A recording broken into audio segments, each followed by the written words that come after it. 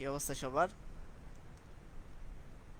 আজকে সলভ ক্লাসে চলে এসেছি। আমাদের অর্গানিক কেমিস্ট্রি ফার্স্ট লেকচারের সলভ ক্লাস। তোমাদের সাথে 10টায় এঙ্গেজ হওয়ার কথা ছিল, কিন্তু নেট কানেকশনের জন্য একটু ঝামেলায় পড়ে গেছিলাম। তো আমরা চলে এসেছি, কোনো সমস্যা নেই। আমরা সলভ ক্লাসটা শুরু করব। আমার সাথে নাইম ভাইও আছে।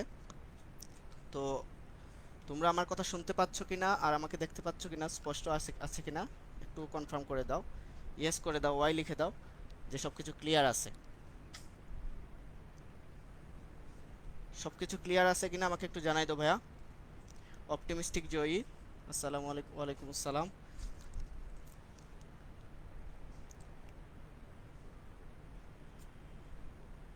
আমার কথা কি শোনা যাচ্ছে? কথা কি ক্লিয়ার আছে? কথা কি ক্লিয়ার আছে? 7 জন লাইভে এসেছে, আমাদের ইয়ে দেখতেছে 7 জন। হ্যাঁ, কথা ক্লিয়ার। ফয়সাল বলতেছে, আহমদ ফয়সাল বলতেছে কথা ক্লিয়ার। সবাই একটু জয়েন করে নাও, তোমাদের ফ্রেন্ডদেরকে একটু জয়েন করে দাও। আজকের সলভ ক্লাসটা খুবই ইম্পর্টেন্ট। সলভ ক্লাসটা অর্গানিক কেমিস্ট্রির ফার্স্ট এক্সাম যেটা আমরা নিয়েছি এটার সলভ ক্লাস। তো এটার সাথে যেগুলো টপিক রিলেটেড আমরা ওগুলোও বলে দিচ্ছি, সমস্যা নাই। তোমাদের জন্য খুবই ভালো হবে। তোমাদের ফ্রেন্ড যারা আছে ওদেরকে ট্যাগ করে দাও, সব ক্লাসটা দেখুক। যারা এক্সাম দিছে বা এক্সাম দেয় নাই সবাইকে ট্যাগ করে দাও।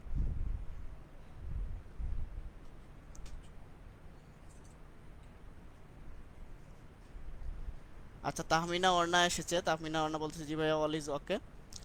ঠিক আছে। তো জিনিস যেটা সেটা হচ্ছে, আমরা যে প্রোগ্রামটা শুরু করেছি এটা হচ্ছে, তোমরা জানো যে কেমিস্ট্রি ফাইনাল টাচ। তো এইটার মাধ্যমে আমরা চেষ্টা করি যে তোমাদেরকে কেমিস্ট্রিতে যতটুকু পসিবল, কেমিস্ট্রিতে যাতে তোমাদের কোনো ল্যাকিংস না থাকে এই জিনিসটা খেয়াল করি।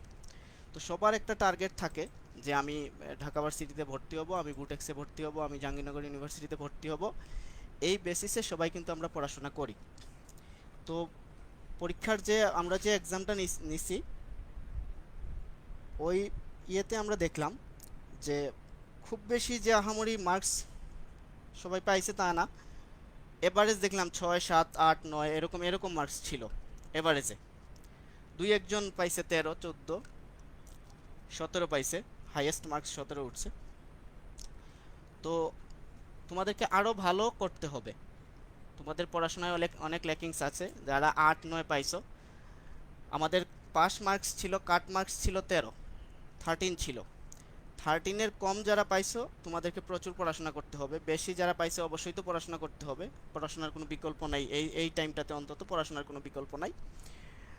কিন্তু যারা নিজেদেরকে এখনও কেমিস্ট্রিতে ওইরকমভাবে পজিশনে নিতে পারো নাই, অর্থাৎ পরীক্ষায় ভালো করতে পারো নাই, তোমাদেরকে কিন্তু আরও পড়াশোনা করতে হবে, আরও এফোর্ট দিতে হবে। তো আমরা মেইনলি এই তোমাদের এই জিনিসগুলো দেখার জন্যই মেইনলি আসলে এই কোর্সে তোমাদেরকে এঙ্গেজ করেছি। এবং আচ্ছা, অপটিমিস্টিক জয়ী হয়তো মিস্টেক হয়েছে। আচ্ছা, 15 পেয়েও তালিকায় না থাকা আমি। আচ্ছা, শুভ লিখছে 15 পেয়েও তালিকায় না থাকা আমি। কেন ভাইয়া তুমি তালিকায় নাই কেন? 15 পাইলে তো অবশ্যই তালিকায় থাকার কথা ছিল। আহ, আচ্ছা যাই হোক, না থাকার তো কথা ছিল না। আচ্ছা, কুয়াশা রহমান লিখছে তুমি সময় মতো এক্সাম দাওনি। আচ্ছা, শুভকে বলছে তুমি সময় মতো এক্সাম দাওনি, একজন তোমারটা হচ্ছে সাবমিট হয় নাই, এরকম কিছু হইতে পারে। আচ্ছা, যাই হোক, আমাদের এখানে 11 জন জয়েন করেছে। তোমাদের ফ্রেন্ডদেরকে জয়েন করে নাও। আমাদের গ্রুপে বলে দাও যে আমাদের সলভ ক্লাস শুরু হয়ে গেছে। অপটিমিস্টিক জয়ী গ্রুপে বলে দাও, শুভ গ্রুপে বলে দাও, আমাদের মেসেঞ্জার গ্রুপে বলে দাও যে আমাদের সলভ ক্লাস শুরু হয়ে গেছে। 14 পেয়েও থার্ড হওয়া শাকিল মাহমুদ। 14 হয়ে পেয়ে তুমি থার্ড হয়েছো, এটা তো অনেক ভালো একটা ইয়ে হয়েছে। তুমি 17 পাইছে যে সে হয়েছে হয়েছে ফার্স্ট হয়েছে আর কি।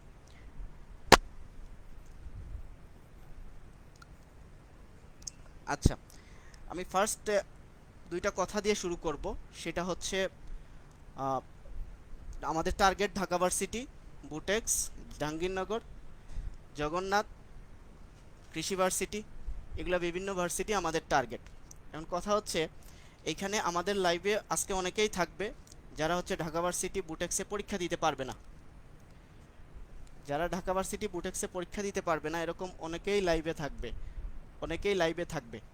যাই হোক, আমি এদের উদ্দেশ্যে দু একটা কথা বলবো। সেটা হচ্ছে এরকম যে তুমি হয়তো ভাবতেছো যে তোমার জিপিএটা কম আসছে এইচএসসিতে, কারণ অটো পাস করছো, অসাধারণভাবে অটো পাস করছো তোমরা, তো সবাই এই সুযোগ পায় না। তো অসাধারণ অটো পাস করার পরে তোমাদের অনেকেই দেখবা ঢাকা ভার্সিটিতে এক্সাম দিতে পারতেছে না বা বুটেক্সে এক্সাম দিতে পারতেছে না। তার মানে কি তার লাইফ শেষ হয়ে গেছে? তার লাইফ শেষ হয় নাই, তার লাইফ এই জায়গা থেকে শুরু করতে হবে, এটা মাথায় রাখতে হবে। এটা যারা এক্সাম দিতে পারবে না তাদের উদ্দেশ্যে বলতেছি, তার লাইফ এই জায়গা থেকে শুরু করতে হবে, আজকে থেকে শুরু করতে হবে। এমন হইতে পারে যে ঢাকা ভার্সিটিতে হয়তো কোনো একটা ভার্সিটিতে বুটেক্সে হয়তো তুমি একটা সাবজেক্ট পাইছো যেটা হচ্ছে মোটামুটি পড়ার মতো, কিন্তু তোমার চুজেবল সাবজেক্ট ছিল সিএসসি বা ট্রিপলি। তুমি ঢাকা ভার্সিটিতে এক্সাম দিতে পারো নাই, ঢাকা ভার্সিটিতে এক্সাম দিতে পারো নাই, তুমি বুটেক্সে এক্সাম দিতে পারো নাই। খেয়াল করো ভাইরা আপুরা, একটু খেয়াল করবা। আমরা কেউ একজন ঢাকা ভার্সিটিতে এক্সাম দিতে পারো নাই, বুটেক্সে এক্সাম দিতে পারো নাই, তার মানে তোমার লাইফ শেষ হয়ে যায় নাই। ইকুয়েশনটা আমি মিলাই দিতেছি তোমাদেরকে, কেমনে শেষ হয়ে যায় নাই। মনে করো তোমার সিএসসিতে পড়ার ইচ্ছে ছিল, সিএসসি সিএসসিতে পড়ার ইচ্ছে যখন তোমার, তুমি ঢাকা ভার্সিটিতে এক্সাম দিতে পারতেছো না, বুটেক্সে এক্সাম দিতে পারতেছো না, তুমি কোনো একটা নষ্ট বা কষ্ট ইউনিভার্সিটিতে পরীক্ষা দিচ্ছ।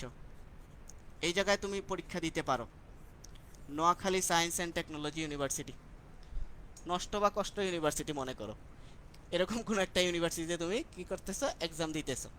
দেওয়ার পরে এই ইউনিভার্সিটিতে তুমি সিএসসি পাইছো। এই ইউনিভার্সিটিতে তুলনামূলক ঢাকা ভার্সিটি থেকে তুলনামূলক কম্পিটিশনটা এই ইউনিভার্সিটিতে কম। তুলনামূলক কম্পিটিশন কম হওয়াতে এই ইউনিভার্সিটিতে সিএসসি সাবজেক্টটা পাওয়া ঢাকা ইউনিভার্সিটির থেকে তুলনামূলক তুমি আগাই থাকবা, স্বাভাবিক। তোমার যদি পড়াশোনা ওইরকম স্ট্রং লেভেলে থাকে, তোমার জিপিএ হয়তো একটু কম আছে, কিন্তু তোমার যদি পড়াশোনা ওইরকম আগানো থাকে, তোমার কিন্তু এইদিকে তুমি ভালো মার্কস পেয়ে তুমি কিন্তু এগুলো সাবজেক্ট পাইতে পারো, এটা পসিবল। এই সিএসসি পাওয়ার পরে তুমি এই ইউনিভার্সিটিতে সিএসসি পাইছো, পাওয়ার পরে তুমি এই জায়গা থেকে যদি স্ট্যান্ড করতে পারো, ফার্স্ট সেকেন্ড বা ফিফথের মধ্যে তুমি থাকতে পারো, স্ট্যান্ড করতে পারো, তাহলে একটা সময় এরকম সময় আসতে পারে যেখানে তুমি ঢাকা ভার্সিটির টিচার হইতে পারবা।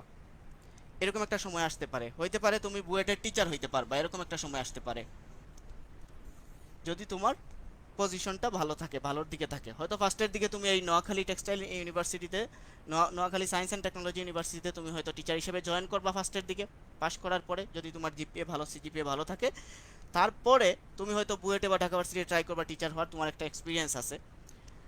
যদি তুমি পারো তাহলে এখানে কিন্তু তুমি গেইনার হয়ে গেছো, এটা কিন্তু তুমি গেইনার। আবার এরকমও হইতে পারে কোনো একটা ঢাকা ভার্সিটির স্টুডেন্ট, সে কোনো একটা সাবজেক্ট ম্যাথে পড়ছে, সে ওই সিএসসি পায় নাই, ম্যাথে পড়ছে, কিন্তু ঢাকা ভার্সিটিতে পড়ছে। অবশ্যই ঢাকা ভার্সিটি ভালো ভার্সিটি, কোনো সন্দেহ নাই, কিন্তু সে তুমি তুমি যে নোয়াখালী সায়েন্স অ্যান্ড টেকনোলজি ইউনিভার্সিটিতে পড়ছো, তুমি কিন্তু তার থেকে পিছাই নাই। তুমি কিন্তু শেষ জীবনে গিয়ে তুমি কিন্তু এই 3-4 বছর পরে তুমি কিন্তু ঢাকা ভার্সিটির গিয়ে কি টিচার হইতে পারতেছো। তার মানে তোমার ক্যারিয়ারটা ওই জায়গায় গিয়ে বিল্ড আপ হচ্ছে। অর্থাৎ তুমি কোন লেভেলে পরিশ্রমের উপর ইফোর্ট দিলে তুমি কোন জায়গায় যাবা, এটা তোমাকে এখন হচ্ছে গিয়ে ডিসাইড করতে হবে। এই টাইমটাতে ডিসাইড করতে হবে। তুমি এখন ডিসাইড করবা যে তুমি আগামী 5 বছর কোন জায়গায় থাকতে চাও, আগামী 5 বছর তুমি কোন জায়গায় স্ট্যান্ড করতে চাও। তুমি এখন এই পরিশ্রমের মাধ্যমে তুমি ওই জায়গায় যাওয়ার পরে তোমার মাথায় থাকতে হবে এটা যে এই 5 বছর পরে আমি কোন জায়গায় যাব, তখন ওইটার জন্য তোমাকে কাজ করতে হবে, তখন ওইটার জন্য তোমাকে অ্যাপ্লাই করতে হবে, পড়াশোনা করতে হবে বা ইফোর্ট দিতে হবে। আচ্ছা,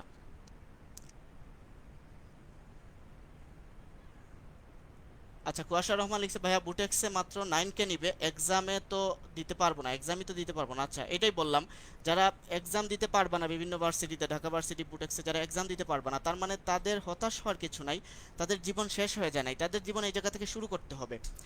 এই জায়গা থেকে শুরু করতে হবে যে আমার এমনভাবে এফোর্ট দিতে হবে যাতে অন্য কোনো ইউনিভার্সিটিতে, অন্য যেই ইউনিভার্সিটিতে আমি পরীক্ষা দিব, সবগুলো ইউনিভার্সিটিতে যাতে আমি চান্স পাই এবং ওই ইউনিভার্সিটিতে যাতে আমি চুজ করে আমি হচ্ছে একটা সাবজেক্ট চুজ করে নিতে পারি এবং ওই জায়গায় আমি পড়তে পারি। এইভাবে করে তোমার ইয়ে করতে হবে, কম্পিটিশনটা এরকম নিয়ে যেতে হবে। এই জন্য তোমার জিপিএর মার্কস না, মেইন জিনিসটা হচ্ছে তোমার এই পড়াশোনাটা, এখনকার পড়াশোনাটা তোমার স্টাডির উপর তুমি হচ্ছে গিয়ে বেশি ইফোর্ট দিবা। আচ্ছা,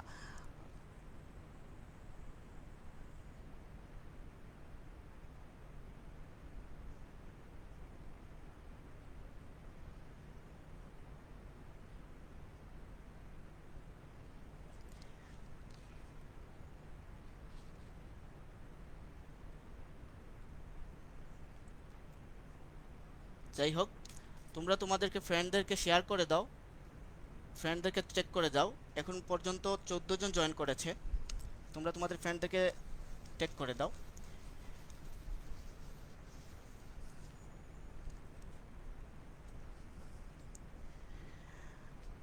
আজকের সলভ ক্লাসের দিকে আমি যাব, সলভ ক্লাসের দিকে যাব। আমাদের কোয়েশ্চন ছিল হচ্ছে 20টা, 20 কোয়েশ্চেন ছিল। তো 20 কোয়েশ্চেনের মধ্যে প্রত্যেকটার মার্কস ছিল 1 করে, 1 করে প্রত্যেকটার মার্কস ছিল। এখানে কোনো নেগেটিভ মার্কিং ছিল না, নেগেটিভ মার্কিং ছিল না, এটা তোমাদের মাথায় রাখতে হবে। নেগেটিভ মার্কিং ছিল না, সেই হিসেবে তোমাদের মার্কসগুলো কাউন্ট হয়েছে। ফার্স্ট কোয়েশ্চন যেটা ছিল সেটা হচ্ছে কোনটি জৈব যৌগ নয়। ভালো করে খেয়াল করো, কোনটি জৈব যৌগ নয়, এরকম একটা কোয়েশ্চন ছিল। অপশন ছিল carbon die sulphide, calcium carbide, carbon die sulphide, calcium carbide ছিল, HCHO, ফর্মালডিহাইড আর ফর্মিক অ্যাসিড ছিল। ফর্মিক অ্যাসিড মানে মিথানোয়িক অ্যাসিডটাকেই আমরা কি বলি, ফর্মিক অ্যাসিড বলে থাকি। মিথানোয়িক অ্যাসিডটাকেই আমরা ফর্মিক অ্যাসিড বলে থাকি, ভালো করে খেয়াল করো। আচ্ছা, হাসিব দেখতেছি আশিকুল ইসলামকে টেক করেছে। আচ্ছা দেখো, এই 4টা অপশন ছিল, আমাদের প্রশ্ন ছিল নিচের কোনটি জৈব যৌগ নয়, নিচের কোনটি জৈব যৌগ নয়, এটার 4টা অপশন ছিল। এখন জৈব যৌগ কাকে বলে এটা ফার্স্টে তোমাকে চিনতে হবে। জৈব যৌগ আমরা নর্মালি বলি কার্বনের যৌগ, তার নাম হচ্ছে হাইড্রোকার্বন বলে। হাইড্রোকার্বন তার মানে কার্বন আর হাইড্রোজেনের যৌগ। হাইড্রোকার্বন নাম থেকেই বোঝা যায় জৈব যৌগ মেইনলি হচ্ছে হাইড্রোকার্বন, হাইড্রোজেন কার্বনের যৌগ। কিন্তু এদের সাথে অন্য কিছুও থাকতে পারে, মনে করো অক্সিজেন থাকতে পারে, সালফার কোনো কোনো ক্ষেত্রে থাকতে পারে, নাইট্রোজেন থাকতে পারে, চাকরিক যৌগে নাইট্রোজেন থাকতে পারে, নাইট্রোমূলক থাকতে পারে, এগুলো থাকতে পারে। এই হচ্ছে বেস, নর্মাল বেসটা হচ্ছে এরকম যে কার্বন হাইড্রোজেন থাকবে, এর পাশাপাশি অন্য অক্সিজেন, সালফার, নাইট্রোজেন, নাইট্রোমূলক অ্যামোনিয়া এগুলো থাকতে পারে, কোনো সমস্যা নেই। এখন আমার এইখানে দেখতে হবে, ওই থিওরিতে দেখতে হবে যে আমার এই যে কম্পাউন্ডটা, এই কম্পাউন্ডের মধ্যে যে কার্বন, এই কার্বন আছে, হাইড্রোজেন আছে, হাইড্রোজেন আছে, স্ট্রাকচারটা হচ্ছে এটা এরকম HC ডাবল বন্ড ও H, এরকম একটা স্ট্রাকচার। এটাকে তোমরা বলো মিথানোয়িক অ্যাসিড। আর আমরা অপশনে একটু ইয়ে করে দিছি, এটাকে ফর্মিক অ্যাসিড দিয়ে দিছি অপশনে, অপশনে আমরা ফর্মিক অ্যাসিড দিয়ে দিছি। এই ফর্মিক অ্যাসিডটা কোথায় পাওয়া যায়? লাল লাল পিঁপড়া দেখছো আমের গাছে, লাল লাল পিঁপড়া, ওই পিঁপড়ার মধ্যে এই ফর্মিক অ্যাসিডটা পাবা। পিঁপড়া নিবা, হাতে ধরবা, খায়া ফেলাবা, দেখবা কেমন লাগে, তাইলে ফর্মিক অ্যাসিডের টেস্টটা পাওয়া যাবা, কোনো সমস্যা নাই, অসাধারণভাবে টেস্টটা পাবা। এখন দেখো এই ফর্মিক অ্যাসিড, এই ফর্মিক অ্যাসিডের মধ্যে দুইটা জিনিস তুমি দেখতেছো, আমি একটু ডিটেইলসে বলি তারপর আনসারটা বলতেছি। দুইটা জিনিস তুমি দেখতেছো, এই যে কার্বন, কার্বন অক্সিজেন, এটাকে তোমরা বলো কীটমূলক। এই কার্বন অক্সিজেন যেটা, এটাকে তোমরা বলো কীটমূলক। আচ্ছা, এইখানে এই যৌগের মধ্যে কি ধরনের প্রশ্ন আসতে পারে? আমরা তো এরকম একটা প্রশ্ন দিছি নিচের কোনটি জৈব যৌগ নয় বা নিচের কোনটি জৈব যৌগ, এরকম একটা প্রশ্ন। কিন্তু এটার মধ্যে কি কি প্রশ্ন আসতে পারে? এটার মধ্যে অনেকগুলো প্রশ্ন আসতে পারে, খেয়াল করো। এটার মধ্যে প্রশ্ন আসতে পারে যে এই যে ফর্মিক অ্যাসিড, এই ফর্মিক অ্যাসিডের কার্বনের সংকরায়নটা কি হইতে পারে? ফর্মিক অ্যাসিডের কার্বনের সংকরায়নটা কি হইতে পারে? একটা প্রশ্ন, নাম্বার 1, ফর্মিক অ্যাসিডের কার্বনের সংকরায়ন। 2 নাম্বার প্রশ্ন, ফর্মিক অ্যাসিডের ডাবল বন্ধনে যুক্ত, এই যে ডাবল বন্ধনে যুক্ত অক্সিজেন যে, তার সংকরায়ন কি হইতে পারে? ডাবল বন্ধনে যুক্ত অক্সিজেনের সংকরায়ন কি হইতে পারে?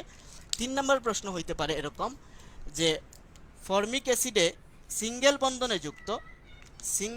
যুক্ত অক্সিজেনের সংকরায়ন কি হইতে পারে? দেখো এখান থেকে কিন্তু 3টা প্রশ্ন আসতে পারে, এইরকম করে 3টা প্রশ্ন আসতে পারে যে কার্বনের সংকরায়ন কি হইতে পারে, অক্সিজেনের সংকরায়ন কি হইতে পারে, এই সিঙ্গেল বন্ডে যুক্ত অক্সিজেনের সংকরায়ন কি হইতে পারে। আমি ডিটেইলসে লিখতেছি না, তোমরা জিনিসগুলো দেখতেছো, আমি বলে দিচ্ছি। এই যে এখানে ডাবল বন্ডে যুক্ত অক্সিজেন আছে, আর এখানে তো কার্বন আছে, এটা হচ্ছে সিঙ্গেল বন্ডে যুক্ত অক্সিজেন। নর্মালি তোমাকে যখন বলে, তুমি যখন দেখো এই কম্পাউন্ডটা HCOOH, তোমার মনে হয় যে এখানে কিছুই তো নাই, এখানে 2টা অক্সিজেন আছে, কত সুন্দর, ভালো লাগতে, দেখতে ভালো লাগে। কিন্তু এটার মধ্যে যে এখানে ডাবল বন্ধন, এখানে সিঙ্গেল বন্ধন, এটা তোমার মাথায় থাকে না। যখন তোমাকে প্রশ্ন করে যে এই স্ট্রাকচারটা দিবে, দিয়ে তোমাকে প্রশ্ন করবে যে এইখানের সংকরায়ন কি, এইখানের সংকরায়ন কি, তখন তুমি বলবা যে এইটাও তো অক্সিজেন, এইটাও তো অক্সিজেন, কোনো সমস্যা নাই। যখন তুমি স্ট্রাকচারটা করবা না তখন তোমার ভুল হয়ে যাবে। যখন তুমি স্ট্রাকচারটা করবা না, যখন তুমি এই স্ট্রাকচারটা করবা না, এমনিতে সংকরায়ন করবা, তখন অসাধারণভাবে তুমি ভুল করবা। কারণ কি, তুমি দেখবা 2টাই অক্সিজেন, হয় 2টাই লিখবা sp2, না হলে 2টাই লিখবা কি sp3, লিখে দিয়ে চলে আসবা। বাসায় আসে বলবা আম্মু আব্বু আমি তো ফাটাই দিয়ে আসছি, আর আসলেই তুমি ফেটে এসেছো আর কি। আসার পরে তুমি দেখবা যে এরকম করে তুমি ফেটে গেছো। কথা কি বুঝছো? মানে অসাধারণভাবে তুমি ফেটে যাবা, কারণ তুমি ভুলটা কোন জায়গায় করছো তুমি বুঝতে পারো নাই। ভুল করে আসছো কিন্তু তুমি বুঝতে পারো নাই। এটা হচ্ছে সবচেয়ে বড় মেজর প্রবলেম আমাদের, যে আমরা ভুল কি করি এটা বুঝতে পারি না, কোন জায়গায় ভুল করি এটা বুঝতে পারি না। এরকম আমাদের কনফিডেন্স লেভেল আমাদের এরকম যে আমি কোন লেভেলের স্টুডেন্ট আমি এটা বুঝতে পারি না। আল্লাহ, আমি কোন লেভেলের স্টুডেন্ট, আমি ভালো নাকি খারাপ, খারাপ নাকি ভালো, এই এমন একটা কন্ডিশনে আছি। এই জন্য তোমাকে আগে ডিসাইড করতে হবে আমি কোন লেভেলের স্টুডেন্ট। 1 নম্বর কথা, আমি কোন লেভেলের স্টুডেন্ট, আমার লেভেল এইটা, আমার লেভেল এইটা, তার মানে আমার এই লেভেল থেকে ওই লেভেলে যাইতে হবে, আপগ্রেড লেভেলে যাইতে হবে। মধ্যবর্তী অবস্থায় থাকলে চলবে না, আমার আপগ্রেড লেভেলে যাইতে হবে। তাহলে আমার কি কি করা উচিত, এই কন্ডিশন ওয়াইজ তোমার আগাইতে হবে। মনে করো কোনো একটা ছেলে জিপিএ 5 পাইছে, আর আরেকটা ছেলে অথবা মেয়ে জিপিএ পাইছে 4.80, এরকম এরকম জিপিএ পাইছে, মানে দুইজনই ভালো স্টুডেন্ট।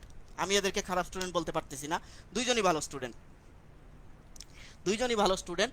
একজন পাইছে 5 আর আরেকজন জিপিএ পাইছে 4.80। মনে করো এটা এসএসসি বা এইচএসসি সামথিং কিছু একটা আছে, এসএসসি বা এইচএসসি তে পাইছে, এরকম কিছু একটা। তার মানে ঢাকা ভার্সিটিতে যখন এক্সাম দিবে বা কোনো একটা ভার্সিটিতে যখন এক্সাম দিবে, ম্যাক্সিমাম ইউনিভার্সিটিতেই রেজাল্টের উপর মার্কস আছে, কিন্তু এই দুইটার মার্কসের মধ্যে খুব বেশি ডিফারেন্স নাই, এই 2 মার্কসের মধ্যে খুব বেশি ডিফারেন্স নাই, এটা তোমার খেয়াল রাখতে হবে। যেহেতু সে 5 সে 4.80 পাইছে, তার মানে তার মাথায় অলরেডি নক করতেছে। মনে করো আমি বলে দিলাম সে, তার নাম হচ্ছে মনে করো কুদ্দুস, সে হচ্ছে কুদ্দুস, আর আমি এই এর নাম দিয়ে দিলাম, মনে করো সে একটা মেয়ে, তার নাম হচ্ছে জরিনা। সে হচ্ছে কুদ্দুস, কুদ্দুস এরকম করছে যে 4.80 পাইছে। কুদ্দুস তো হতাশ, তার অবস্থা খারাপ, সে কি করবে না করবে, সে রাস্তায় ঘুরে আর ছবি তুলে আর সেলফি তুলে এরকম করতেছে আর কি, বন্ধুদের সাথে আড্ডা দেয় যে আমি তো শেষ, এরকম অবস্থা। তো জরিনা কইতেছে যে তুই শেষ ভালো করছস, দুইজনই ফ্রেন্ড, তুই শেষ ভালো করছস, আমি তো 5 পাইছি। এখন সে পড়াশোনা বাদ দিয়ে সে বসে আছে, আমি তো 5 পাইছি, তোর থেকে আগায় আছি। কুদ্দুস কি করছে যে আমার তো এখন পড়াশোনা করতে হইব, তাহলে ওই পজিশনে আমার যাইতে হইব, তাহলে পড়াশোনা দরকার। সে কি করলো, একটা রুটিন করলো।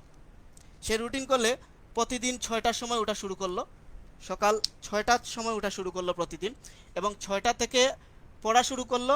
স্টার্টিং 6টা থেকে দেখা গেছে সে প্রতিদিন 12 থেকে 13 ঘন্টা পড়তেছে, 12 থেকে 13 ঘন্টা সে প্রতিদিন পড়তেছে।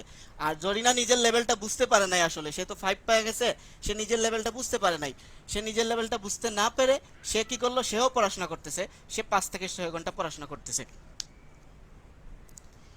দেখা গেল এইখানে যে ডিফারেন্সটা, এই ডিফারেন্সটা কত আসে আনুমানিক, এই ডিফারেন্সটা আনুমানিক 2 থেকে 3 মার্কস আসে ঢাকা ভার্সিটিতে, 2 থেকে 3 মার্কস। কিন্তু কুদ্দুসের এই পড়াশোনার কারণে সে 5 মার্কস বেশি পাইল। এখন আমাকে বলো, এই কম্পিটিশনের কারণে কুদ্দুস আগাই গেল নাকি পিছাই গেল? অবশ্যই আগাই গেল। তার মানে ঢাকা ভার্সিটি কি বলবে যে না, জরিনা কি করছে, এইচএসসিতে 5 পাইছে, ওরে টানে নিয়ে আসো গর্ত থেকে, ফেল করছে তো কি হয়েছে, ওরে নিয়ে আসো, ওরে লাগবে। এরকম কখনোই করবে না। তার মানে তোমার ইফোর্টটা দিতে হবে ভাইয়া, ইফোর্টের জায়গাটা ঠিক রাখতে হবে, তাহলে তুমি দিন শেষে বলতে পারবা। যদি যদি চান্স ঢাকা ভার্সিটিতে তুমি পরীক্ষা দিছো, চান্স নাও পাও, দিন শেষে বলতে পারবা আমি ইফোর্ট দিছি, আমি ওই জায়গায় যদি চান্স নাও পাই, আমি সাস্টে সিএসসি পাবো, আমি ও নষ্ট ইউনিভার্সিটিতে সিএসসি পাবো, কষ্ট ইউনিভার্সিটিতে সিএসসি পাবো। সিএসসি পাওয়া একটা ছেলে গুগলে জব করতে পারবে, অ্যালফাবেটে জব করতে পারে, বিভিন্ন বড় বড় কোম্পানিতে জব করতে পারে। এগুলো অহরহ উদাহরণ তুমি জানো। দেখো খেয়াল করো, এটার দিক গেল, এইটা থেকে কত ধরনের প্রশ্ন হইতে পারে আমি জাস্ট এরকম দেখাইলাম, আরো হাজার রকমের প্রশ্ন এটা থেকে হইতে পারে। তার মানে পরের পজিশনে আসি, এটা একটা জৈব যৌগ, এটা আমরা জানি। পরেরটাতে আসি, সেম রকমের পরেরটাতে আসি, এটা হচ্ছে ফর্মালডিহাইড, আমরা জানি ফর্মালডিহাইডকে বলে মিথাইল অ্যালডিহাইড, মিথাইল অ্যালডিহাইড বা ফর্মালডিহাইড বলে। তো তার নাম মিথাইল অ্যালডিহাইড কেন, এটা আমরা সবাই জানি, কারণ মিথাইল মূলক থেকে, মিথেন থেকে তার আসলে আবির্ভাব, এই মিথেন থেকে তার আবির্ভাব, যার কারণে তার নাম হচ্ছে মিথাইল অ্যালডিহাইড। মিথেন থেকে এই অ্যাসিডের আবির্ভাব, যার কারণে তার নাম হচ্ছে মিথানোয়িক অ্যাসিড, এটা আমরা জানি। সেকেন্ডটা আসো, একটা হচ্ছে কার্বন ডাই সালফাইড, একটা হচ্ছে ক্যালসিয়াম কার্বাইড। খেয়াল করো, carbon die sulphide, carbon die sulphide আর কার্বন ডাই অক্সাইড, মানে দুইটাই মনে মনে মনে হয় যে ভাই ভাই, এরকম মনে হয় যে carbon die sulphide carbon die oxide, এরকম ভাই ভাই মনে হয় উচ্চারণ থেকে।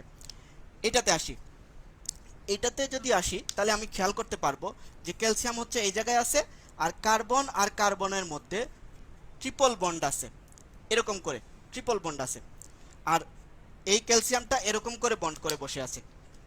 ভালো করে খেয়াল করো, ক্যালসিয়ামটা এরকম করে বন্ড করে বসে আছে। ক্যালসিয়াম যদি এরকম করে বন্ড করে বসে থাকে, একটা জিনিস খেয়াল করো, তোমার জীবনে তোমার লাইফে তুমি কোনো অজৈব যৌগ দেখো নাই। অজৈব যৌগ বলতে আমি বুঝাচ্ছি এমন অমুক acid, sulphuric acid, nitric acid, phosphoric acid, sodium hydroxide, calcium hydroxide, sodium carbonate, এগুলো অজৈব যৌগ যেগুলো দেখছো, এগুলোর মধ্যে তোমার জীবনে তুমি দেখো নাই এরকম একটা কম্পাউন্ড যেটার মধ্যে এরকম ট্রিপল বন্ড আছে, যেটা তুমি বলে থাকো জৈব যৌগে বলে থাকো অসম্পৃক্ত যৌগ, বলো কিনা? ডাবল বন্ড বা ট্রিপল বন্ড থাকলে তুমি বলে থাকো অসম্পৃক্ত যৌগ। তাহলে এই অসম্পৃক্ত যৌগ অজৈবতে নাই, সোজা কথা, অজৈবতে নাই। তাহলে আছে কোন জায়গায়? জৈবতে। তার মানে এইটা হচ্ছে জৈব যৌগ, এইটা হচ্ছে জৈব যৌগ, আর এইটা হচ্ছে জৈব যৌগ। আরও স্পেসিফিক করে যদি বলি, এইটা এইটাতে যদি তুমি পানি দাও তাহলে যেটা হয় সেটা হচ্ছে অ্যাসিটিলিন তৈরি হয়, অ্যাসিটিলিন তৈরি হয়। এটাতে পানি দেওয়ার পরে এটা বিক্রিয়া করে অ্যাসিটিলিন তৈরি করবে, ক্যালসিয়াম হাইড্রোক্সাইড তৈরি করবে। Main product acetylene. তোমার পরীক্ষায় প্রশ্ন আসবে অ্যাসিটিলিন, বলে দিবে এইখানে এটা কি অ্যাসিটিলিন, এটা আসবে। ঢাকা ভার্সিটিতে পরীক্ষায় 13-14 এরকম একটা শিক্ষাবর্ষে প্রশ্ন আসছিল যে এই অ্যাসিটিলিন যৌগে কার্বন কার্বনে সিগমা বন্ড কয়টা, পাই বন্ড কয়টা, কার্বন কার্বনে সিগমা বন্ড কয়টা, পাই বন্ড কয়টা। তার মানে এই অ্যাসিটিলিন যদি চিনো তুমি তাহলে এই প্রশ্নটা পারবা।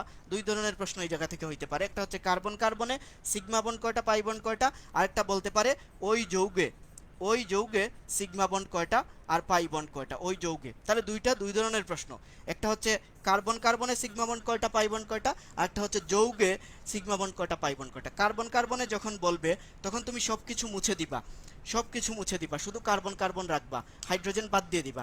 তাহলে কার্বন কার্বন সিগমা বন্ড কয়টা? কার্বন কার্বন আমরা জানি পৃথিবীতে কারোর সাথে কারো বন্ধন হওয়ার আগে প্রথমে যে বন্ধন হয় সেটা হচ্ছে সিগমা বন্ধন, প্রথমে যে বন্ধন হয় এটা হচ্ছে সিগমা বন্ধন। তুমি কারোর সাথে বন্ধন করতে চাও, ফার্স্টে সিগমা বন্ধন করতে হবে। তোমার বন্ধু আসছে, বুকে জড়াই ধরছো, এটা হচ্ছে সিগমা বন্ধন। তাহলে তুমি বন্ধুকে বুকে জড়াই ধরার সময় পাশ দিয়ে দেখছো কেউ একজন চলে গেছে, ওর দিকে হাই করছো হাত দিয়ে, এটা কি ধরনের বন্ধন? এটা হচ্ছে পাই বন্ধন, সোজা কথা। তার মানে বন্ধন স্ট্রং কোনটা? সিগমা বন্ধন। তার মানে ওর সাথে তুমি জড়াই ধরে আসো, এটা হচ্ছে সিগমা বন্ধন। আর পাশ দিয়ে যে গেছে, হাই করছো, ইশারা করছো, এটা এক ধরনের কি বন্ধন? পাই বন্ধন। তার মানে পাই বন্ধন হওয়ার জন্য এটা মাথায় রাখতে হবে, আগে কি বন্ধন লাগবে? সিগমা বন্ধন লাগবে, আগে সিগমা বন্ধন লাগবে। আচ্ছা, এটা খেয়াল করো, কার্বন কার্বনে সিগমা কয়টা? কার্বন কার্বনে সিগমা হচ্ছে একটা, আর সিগমা বাদে বাকি সবগুলা কি কি বন্ধন? পাই বন্ধন। তার মানে পাই বন্ধন কয়টা ভাইয়া? দুইটা। পাই বন্ধন হচ্ছে দুইটা। যৌগে যদি বলে, যখনই তোমাকে যৌগে বলবে, আমরা পরীক্ষার হলে 3-4টা জিনিস আমাদের মাথার উপর ভর করে বসে থাকে। এক নাম্বার হচ্ছে টেনশন, 2 নাম্বার হচ্ছে পাশের বাসার আন্টিদের অবস্থা, আঙ্কেলের অবস্থা, যে আমি চান্স না পাইলে কি হইতে পারে। 4 নাম্বার হচ্ছে আমার এক্সাম, আমি আসছি পরীক্ষা দিতে, আমার এই জায়গায় চান্স পাইতে হবে। এইটা টেনশনটা কিসের টেনশন?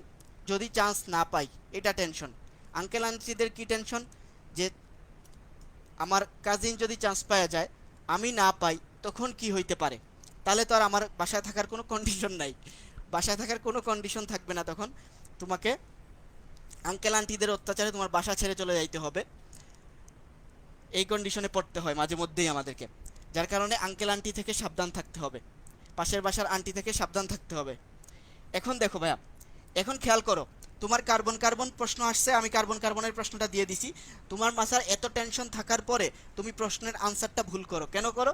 কারণ তুমি খেয়ালই করো না যে কার্বন কার্বন বলে দিছে, কুদ্দুস যে কার্বন কার্বন বলে দিছে এটা তুমি খেয়ালই করো না, তুমি আনসার দিয়ে আসো এটা যৌগে সিগমা বন্ধন কয়টা, পাই বন্ধন কয়টা। তাহলে যৌগে যৌগে যদি তুমি হিসেব করো, তাহলে এইখানে ছিল হারুন আর এই পাশেও ছিল হারুন, এই দুই হারুনের মধ্যেখানে ছিল কার্বন কার্বন। তাহলে এই হারুনের এই টোটালটা যখন তুমি সিগমা বন্ড পাই বন্ড বের করবা, তখন সিগমা দেখো এটা একটা সিগমা বন্ধন, এটা একটা সিগমা বন্ধন, আর এখানে তিনটার মধ্যে একটা হচ্ছে সিগমা বন্ধন, বাকিগুলো হচ্ছে কি বন্ধন ভাই, পাই বন্ধন। তাহলে সিগমা টোটাল কয়টা, একটা দুইটা আরেকটা হচ্ছে মধ্যে, টোটাল হচ্ছে তিনটা সিগমা বন্ধন। আচ্ছা তাহলে পাই বন্ধন কয়টা ভাইয়া, তাহলে পাই বন্ধনটা হচ্ছে ভাইয়া দুইটা, টোটালি তুমি বলে ফেলতে পারবা যে পাই বন্ধন হচ্ছে ভাইয়া কয়টা, দুইটা। আবার তোমাকে প্রশ্ন করতে পারতে পারে যে ভাইয়া মোট বন্ধন কয়টা, মোট বন্ধন কয়টা, তাহলে মোট বন্ধন হচ্ছে 3 + 2 কত হচ্ছে 5, সিগমা বন্ড তিনটা, পাই বন্ড দুইটা, তার মধ্যে মোট বন্ধন হচ্ছে 5টা। আরেকটা প্রশ্ন কিরকম হইতে পারে দেখ, খেয়াল করো। তার মানে তোমাকে প্রশ্ন করে কার্বন কার্বনের সিগমা বন্ড কয়টা, পাই বন্ড কয়টা, আর ক নাম্বার অপশনে দিয়ে দেয় যে যৌগে সিগমা বন্ড কয়টা, পাই বন্ড কয়টা, ক নাম্বার অপশনে এইটা দিয়ে দেয় সিগমা 3টা, পাই হচ্ছে 2টা। তুমি আবেগে পড়ে ওই ক নাম্বার অপশনটা দাগায় আসো, কারণ তোমাকে ওই ট্রেপে ফেলে যে কতে তুমি দেখে ফেলো যে যৌগে এটা তো আমি এটাতে টাইম ইনভেস্ট করা যাবে না, এটা তো তাড়াতাড়ি আনসার করতে হবে। ক নাম্বারে যখনই তুমি দেখো 3 আর 2 আনসার দেওয়া, তখনই তুমি দাগাও এবং অসাধারণভাবে ভুল করে চলে আসো। এরকম অনেক ইতিহাস আছে, অনেক কাহিনী আছে। দেখো তার মানে এটা একটা জৈব যৌগ, এটা তুমি বুঝতে পারছো, এটা একটা জৈব যৌগ, এটা জৈব যৌগ, এটা জৈব যৌগ, তিনটাই জৈব যৌগ। তার মানে জৈব যৌগ নয় কোনটি, আমার প্রশ্ন ছিল জৈব যৌগ নয় কোনটি। তার মানে রুলস অফ ডিলিশনের মাধ্যমে আমি বলে দিতে পারছি যে আমার এটা কি না, জৈব যৌগ না, কারণ এটার স্ট্রাকচারটা তুমি দেখো, এরকম করে তার স্ট্রাকচারটা আছে, এরকম করে তার স্ট্রাকচারটা আছে, কোনো জৈব যৌগ না এটা, কোনো জৈব যৌগ না। এগুলোর মধ্যে প্রত্যেকটার মধ্যে ডাবল বন্ড, এটার মধ্যে ডাবল বন্ড আছে, এটার মধ্যে ডাবল বন্ড আছে, এটার মধ্যে ট্রিপল বন্ড আছে, সবগুলো অসম্পৃক্ত, সবগুলো অসম্পৃক্ত, সবগুলোর মধ্যে ডাবল বন্ড ট্রিপল বন্ড আছে, এবং কার্বন আছে, হাইড্রোজেন আছে, হাইড্রোজেন আছে। ব্যতিক্রম ছিল এটা, হাইড্রোজেন ছিল না, তাকে আমি দেখাইলাম কেমনে সে জৈব যৌগ, তার থেকে কি জৈব যৌগ তৈরি হয় এটাও আমি দেখাইলাম। এখন এইটা থেকে আমরা কি কি তৈরি করতে পারি, পিভিসি তৈরি করতে পারবো, পিভিসি তৈরি করতে পারবো আমরা, এইটা থেকে হচ্ছে গিয়ে পিক্রিক অ্যাসিড তৈরি করতে পারবো আমরা, এটাকে পিকরা মাইল তৈরি করতে পারবো, টিএনটি টিএনএফ তৈরি করতে পারবো, হেক্সামিন তৈরি করতে পারবো। তার মানে এই প্রত্যেকটা এই অ্যাসিটিলিন থেকে তুমি অনেক কিছু তৈরি করতে পারবা, প্যারাসিটামল তৈরি করতে পারবা, অ্যাসপিরিন তৈরি করতে পারবা। সব কিছু আমরা সামনের ভিডিওগুলোতে দেখবো, সব কিছু এইখানে এই অল্প সময়ে দেখানো সম্ভব না, ঠিক আছে? তাও হচ্ছে গিয়ে এইভাবে তোমাকে প্রশ্ন করে হ্যারাসমেন্ট করতে পারে, হ্যারাসমেন্ট করতে পারে। তার মানে হ্যারাসমেন্ট থেকে তুমি বাঁচার জন্য তোমার এই পড়াশোনাগুলো করতে হবে আর কি। আর আরেকটা জিনিস খেয়াল করো, ঢাকা ভার্সিটিতে এরকম অনেক ইতিহাস আছে, ঢাকা ভার্সিটিতে অনেক ইতিহাস আছে। আমরা যেই বছর পরীক্ষা দিছি তার 3 বছর আগে, অর্থাৎ 2008-9 এরকম সালে একটা প্রশ্ন আসছিল এরকম, তোমরা এই প্রশ্নটা তোমরাও এখন পর্যন্ত জানো, তোমরা ফেস করছো, আমি আর কিছুক্ষণ বলে তোমার নাইম ব্যাকে দিয়ে দিব। খেয়াল করো, এরকম একটা প্রশ্ন ছিল যে প্রমাণ তাপমাত্রা ও চাপে, মানে এসটিপিতে, স্ট্যান্ডার্ড টেম্পারেচার অ্যান্ড প্রেসারে অক্সিজেন গ্যাসের আরএমএস বেগ কত, এরকম একটা প্রশ্ন ছিল 8-9। তো 8-9 আসার পরে এটা 1 বছর গ্যাপ গেছে, পরের বছর আবার আসছে, এই বছর পরের বছর আমাদের সময় এটা প্রশ্নটা চলে আসছে যে এসটিপিতে অক্সিজেন গ্যাসের আরএমএস বেগ কত। হুবহু প্রশ্ন, কোনো প্রশ্নে কোনো চেঞ্জ নাই, হুবহু প্রশ্ন। এরকম কিছু কিছু প্রশ্ন কিন্তু সব ভার্সিটিতেই থাকে, খেয়াল রাখতে হবে। তো এটার অপশনটা ছিল এরকম, ক, খ, গ, ঘ, এরকম 4টা অপশন ছিল, এবং 8-9 এটার অপশনটা ছিল গ নাম্বারে, আনসারটা ছিল গ নাম্বারে, অসাধারণভাবে গ নাম্বারে ছিল। যখন আমাদের সময় 11-12-তে যখন এই এক্সামটা হইল, তখন তখন তখনও আনসারটা এই গ নাম্বারেই ছিল, গ নাম্বারেই ছিল। ভার্সিটি অথরিটি কি করছে, টিচারদেরকে ডাকছে যে আপনারা এই একই প্রশ্ন 2 বছর একই সালে একই প্রশ্ন একই অপশনে আনসার দিয়ে বসে আছেন, আপনারা কি প্রশ্ন নিয়ে কাজ করেন না নাকি কি করেন? এটা তো বুঝতেছি না। তখন টিচাররা প্রশ্ন করছে কি, আমাদের তো স্যালারি বাড়ে না বা বোনাস টোনাস এগুলো তো বাড়ে না, বাড়লে তো আমরা প্রশ্ন চেঞ্জ করে দিতাম। অথরিটি কি করলো, ওদের জন্য একটু স্কোপ করে দিছে, যে কিছু পরিমাণ বোনাস বাড়াই দিছে, যে যারা প্রশ্ন এরকম কমিটিতে থাকবে, যারা প্রশ্ন করবে তাদের জন্য একটু বোনাস ইয়ে করে দিছে। তখন কি করছে, প্রশ্ন যারা করে এরা কি করছে, অসাধারণভাবে প্রশ্নটা চেঞ্জ করে দিছে। এই প্রশ্নটা চেঞ্জ করছে, খেয়াল করো, এই প্রশ্ন চেঞ্জ করছে, এই প্রশ্নটা আসছে 13-14-তে, এই প্রশ্নটা আবার আসছে। এসটিপিতে অক্সিজেনের আরএমএস বেগ কত? প্রশ্ন চেঞ্জ, প্রশ্ন change, A B C D. এখন আনসার, আনসার দিয়ে দিছে আবার সিতে। তাহলে প্রশ্ন কত সুন্দরভাবে চেঞ্জ হয়ে গেল না, অসাধারণভাবে চেঞ্জ হয়ে গেল, খেয়াল করো। তার মানে এ বি সি ডি দিয়ে কি করে দিছে, অপশনগুলো চেঞ্জ করে দিছে, আনসারটা কিন্তু ঠিক রাখছে। তার মানে নীতি ঠিক আছে ওদের, ওদের নীতি ঠিক আছে, তোমাদের পড়াশোনা ঠিক রাখতে হইব, পড়াশোনা ঠিক থাকতে হবে।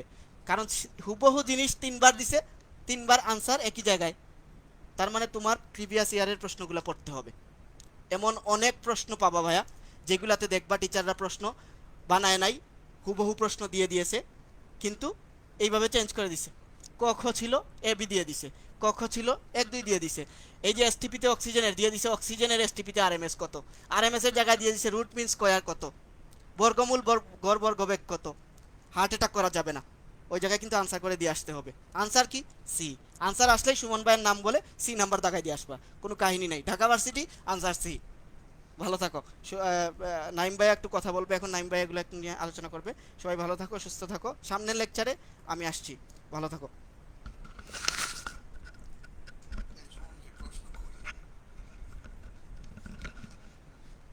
প্রশ্ন কই পাবো বলেন? আচ্ছা আচ্ছা, ওকে। এই ভাইয়ারা সবার কি অবস্থা? এই সুমন ভাই খুব অসাধারণ মানে কথা বলতেছিল তোদের সাথে ভাই। আসলে আমার মাঝখানে কেন ডাইকে আনলো আমি বুঝতেছি না। নামাজ পড়ে আসছে, অনেক টায়ার্ড আমি, মানুষটাকে আমাকে হুদাই কষ্ট দেওয়ার জন্য ভাই ডাইকে আনছে। হ্যাঁ, তখন খুব অসাধারণ কিছু কথাবার্তা বলতেছিল, ঢাকা ভার্সিটির ট্যাকটিক্সগুলো হচ্ছে বলতেছিল। তো যাই হোক, ব্যাপারটা হচ্ছে যে তার আগে বলি সবার আগে, আজকের লাইফটা যে মিস করবে, সিরিয়াসলি সে অনেক কিছু মিস করবে। কারণ এই যে কোশ্চেনের প্যাটার্ন, একটা ভার্সিটিতে প্রশ্ন কেমন হয়, প্রশ্ন দেখে হার্ট অ্যাটাক যে করা যাবে না।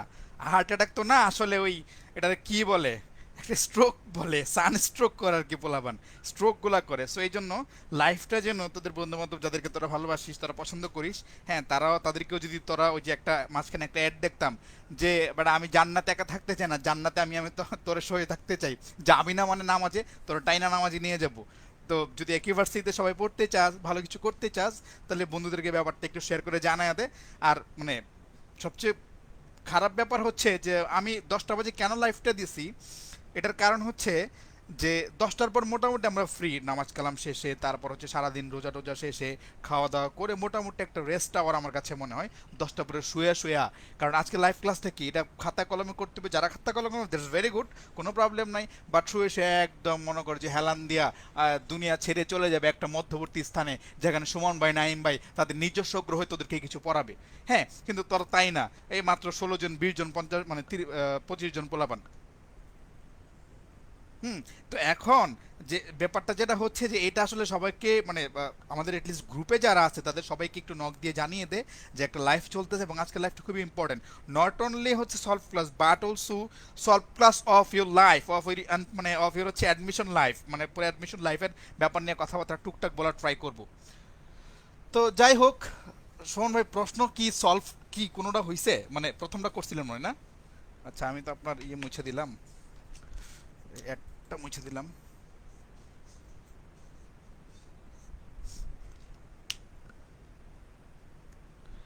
আচ্ছা, শোন ভাই তো একটা আলোচনা করছে, মানে একটা আলোচনা দিয়ে জাস্ট সে বুঝাইছে আর কি কিছু ব্যাপার। আমার কাছে মনে হয় যে এখানে আসলে মানে পরীক্ষার হলে কি হইতে পারে। জয়িতা, টেবিলে বসে ক্লাস করছিস ভাই, তোর ডেডিকেশন জন্য আল্লাহ কবুল করে, এই জন্য তোর জন্য অনেক দোয়া থাকলো। ঠিক আছে? আমার জোশ লাগতেছে কেন, মানে জোশ লাগার কোনো কারণ আছে? আমি কি মুভি করতে আসছি? মানে আজ এরা পাম দেওয়ার জন্য, পাম না দিয়ে বন্ধু বান্ধবের ট্যাগা, এটা ভালো হবে। হ্যাঁ, ভেরি গুড। ফারিয়া বাদান হচ্ছে একজন ট্যাগ করছে। দেখ এখানে তোরা অলমোস্ট আমাকে 20 জন দেখতেছিস, তোরা 20 জনও যদি 5 জন করে করে ট্যাগ করিস তাহলে 5 20 100 হয়ে যায়। সো লাইভ ক্লাসটা সবার জন্য শেয়ার করে দে। কেন ওপেন ক্লাস নিচ্ছি, সবার জন্যই নিচ্ছি আসলে বেসিকলি। আচ্ছা, কুয়াশা ওয়ালাইকুম আসসালাম। সাখাওয়াত লিখছে সুমন ভাই জোস মানুষ, অসাধারণ। হ্যাঁ ভাইয়ের ক্লাস তুই নেক্সট ক্লাসে করবি, তখন আশা করি টের পাবি আমার মতো বোরিং না, বুঝছস? সোমবার ক্লাসগুলো তাদের ভালো লাগবে। আচ্ছা ওকে। সো মানে ভেরিয়েশনটা আসলে এই জায়গাতেই, একজন বারবার পড়াচ্ছি পড়াচ্ছি আমার কাছে মানে একটা একঘেয়েমিতে চলে আসে। আমি তোদের অলরেডি মানে 2টা 3টা লেকচার নিয়ে নিছি। হ্যাঁ আজকে এই জন্য সুমন বাড়ি দিয়ে স্টার্ট করছি। আমি বললাম যে সুমন ভাই আপনি একটা কাজ করেন, ব্যস্ত মানুষ যদি অনেক উনি, হ্যাঁ তারপর ওনারা ডেকে নিয়ে আসছে আর কি, যে সুমন ভাই আপনি হচ্ছে একটু পোলাপানের সাথে কথাবার্তা বলেন। তো আশা করি সুমন ভাইয়ের সাথে তোমরা যতক্ষণ ছিলা 5 10 মিনিট বা 15 20 মিনিট যাই ছিল, আমার কাছে মনে হয় মানে that was a very good time for you. হ্যাঁ এটা খুব একটা মজার সময় ছিল আমার কাছে। আমার আমার আমি আমার কাছে ফিল হয় উনি তোমাদেরকে খুব মজা দিতে পারছে।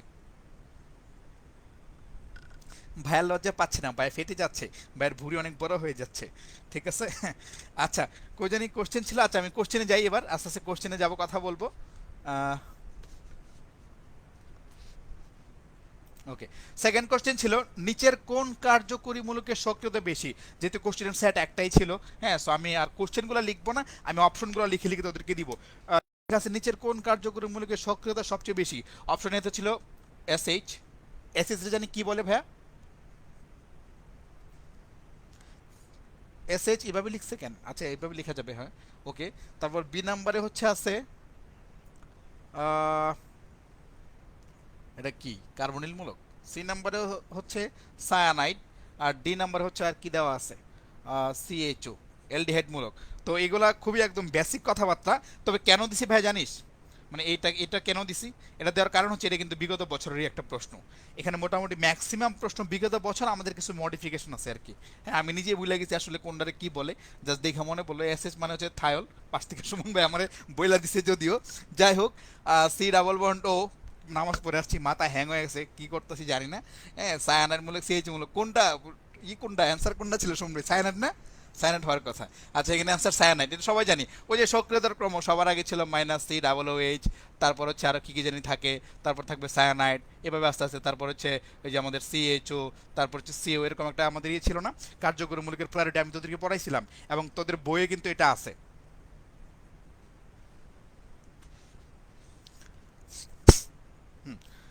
তো এটা আশা করি পারো, সেটা নিয়ে কোনো সমস্যা নেই। 3 নম্বর একটা প্রশ্ন ছিল প্রোপাইল ইথানয়েটের সংকেত কোনটি।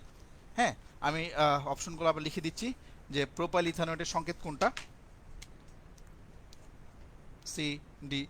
প্রোপাইল ইথানয়েট, এখানে অপশনগুলো ছিল এরকম যে CH3, তারপর হচ্ছে সি ডাবল বন্ড ও C3H7, তারপর হচ্ছে আর কি কি ছিল C3H9, C3H9, C double bond ও, তারপর ছিল CH3। হ্যাঁ তারপর ছিল আরো কি কি অনেক কিছু ছিল, আমি এতগুলো লিখবো না। খুব সিম্পল কথা বলা, প্রোপাইল ইথানয়েট, প্রোপাইল মানে কি কার্বন 3টা। তো আমি অপশন নাম্বার এতে দেখতে পাচ্ছি ভাই কার্বন 3টা আছে, দেখ একদম প্রথম অপশনে দেখতে পাচ্ছি কার্বন এখানে আমার 3টা।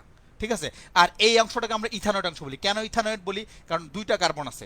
আমরা দেখ যখন হচ্ছে এটা লিখতাম, মনে আছে তোদের, আমি ডান পাশে লিখে দিচ্ছি যে CH3COON, এটাকে আমি বলতাম হচ্ছে সোডিয়াম ইথানয়েট। কেন সোডিয়াম ইথানয়েট, কারণ এটা হচ্ছে আমাদের সোডিয়াম, আর বাকি অংশটা হচ্ছে আমাদের ইথানয়েটের অংশ। যেহেতু 2টা কার্বন, 2টা কার্বনকে আমরা হচ্ছে এই 2টা কার্বনের সাথে যখন 2টা অক্সিজেন থাকে তখন এটাকে আমরা ইথানয়েট গ্রুপ বলি। আর সোডিয়াম থাকে, এর নাম হচ্ছে সোডিয়াম ইথানয়েট। সো যেহেতু হচ্ছে আমাকে বলছে কোশ্চেনটা প্রোপাইল ইথানয়েট, তার মানে আমাদের অ্যান্সার হচ্ছে অ্যান্সার নাম্বার এ। এটা নিয়ে আসলে কারো কোনো ঝামেলার কথা না, সবাই পারছিস মনে হয়, জাস্ট খালি বিগত বছরের প্রশ্ন বলে দিছি।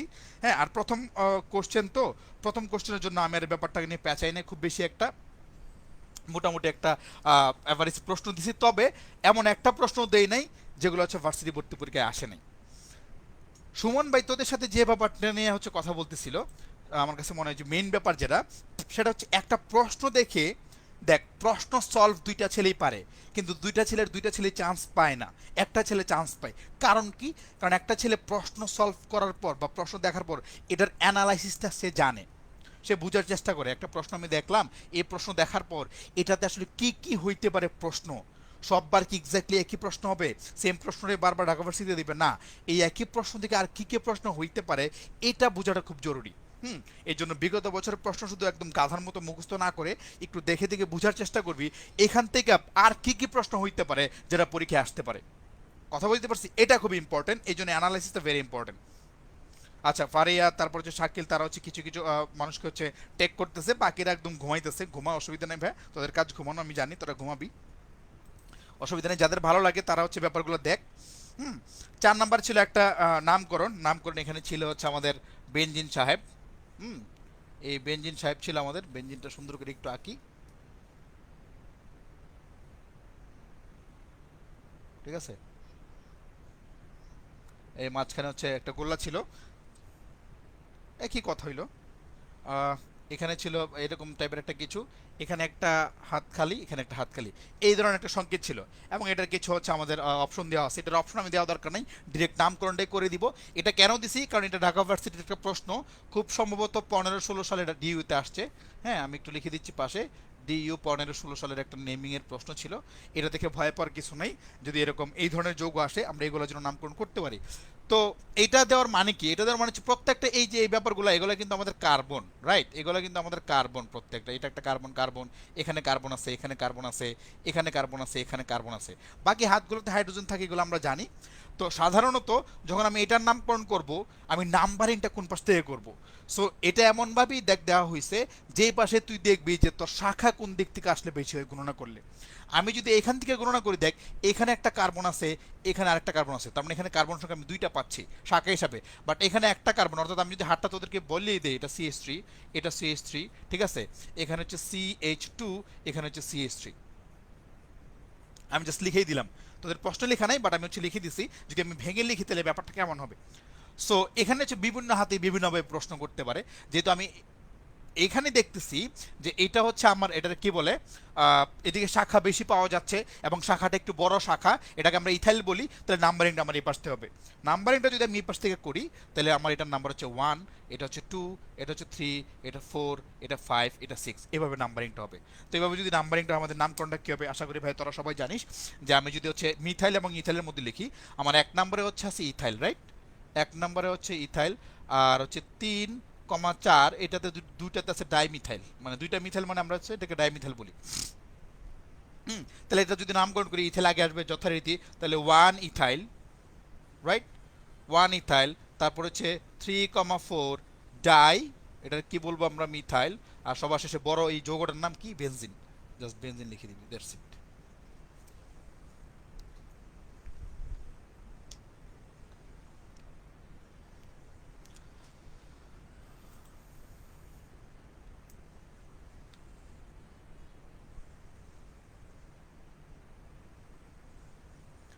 হ্যাঁ, গৌরী ক্লাসটা রেখে দিব, প্যারা নাই। হ্যাঁ, ক্লাসটা থাকবে আজকে, কালকের দিন সারাদিন রাখবো, তারপর হচ্ছে আস্তে আস্তে ক্লোজ করে দিব, অসুবিধা নেই। মোটামুটি 1-2 দিন রেখে তারপর হচ্ছে করব। কারণ হচ্ছে যাদের দেখার প্রয়োজন তারা 1-2 দিনের মাঝখানে দেখে নিবে, যাদের প্রয়োজন নাই তারা কখনোই আসলে এটা দেখবে না, এটা হচ্ছে বড় কথা। যেমন দেখ, আমার গ্রুপে পোলাপান আছে 500-র উপরে। হ্যাঁ, এবং সবাই কিন্তু ডিরেক্টলি কোনো না কোনোভাবে পড়াশোনার সাথে যুক্ত, মানে হচ্ছে কোচিং করছে কিংবা ভার্সিটি ভর্তি পরীক্ষার জন্য তারা পড়াশোনা করতেছে। বাট এখানে লাইভ দেখতেছি মাত্র তোরা 20 জন। এটার মানে হচ্ছে যে বেশি মানুষ কিন্তু ভার্সিটিতে চান্স পায় না, 500 জন আসলে 20 জনই চান্স পাবে, এটা হচ্ছে সবচেয়ে বড় কথা। হুম। এই জন্য যারা আসিস ভাইয়া, তারা একটু আহ, মনোযোগ দিয়ে ক্লাসগুলো আমাদের খেয়াল করবি এবং ব্যাপারগুলো নোট ডাউন করে নিবি, আমরা যে কথাগুলো বলতেছি। ইনশাল্লাহ আশা করি ভালো কিছু হবে। আচ্ছা, নেটে প্রবলেম করতেছে, রাসেল বলতেছে। আমার এখানে তো ক্লিয়ার। সুমন ভাই একটু চেক দিবেন নাকি মোবাইলে, দেখেন তো কি অবস্থা। আচ্ছা, তো প্রবলেমটা মেবি তোদের এখানে হচ্ছে ভাই। হ্যাঁ, অনেক সময় অনেকের হচ্ছে লোড টানে না। আমি হচ্ছে 720p দিছি, এই জন্য হচ্ছে অনেকের ঝামেলা হইতে পারে। তোরা একটু ব্যাপারগুলো ক্লিয়ার করে নিবি। তাহলে এই নামকরণটা মোটামুটি ভাই ক্লিয়ার। কিভাবে নামকরণ করলাম, যে পাশ থেকে হচ্ছে আমার শাখা বেশি, শাখা শিকল বেশি, ওই পাশ থেকে আমি নাম্বারিং করলাম। নাম্বারিং করে হচ্ছে আমি দেখলাম 1 নম্বরে ইথাইল আছে, 3-4-এ হচ্ছে 2টা মিথাইল আছে, এই জন্য ডাইমিথাইল। তো আমার অ্যালফাবেটিক্যালি যদি আগে আসে, তাহলে আমি 1 ইথাইলকে আগে লিখছি, এই যে আমাদের 1 ইথাইল। তারপরে হচ্ছে আমাদের ওই যে 2টা মিথাইলের জন্য 3-4 ডাইমিথাইল, আর সবার শেষ হচ্ছে বেনজিন।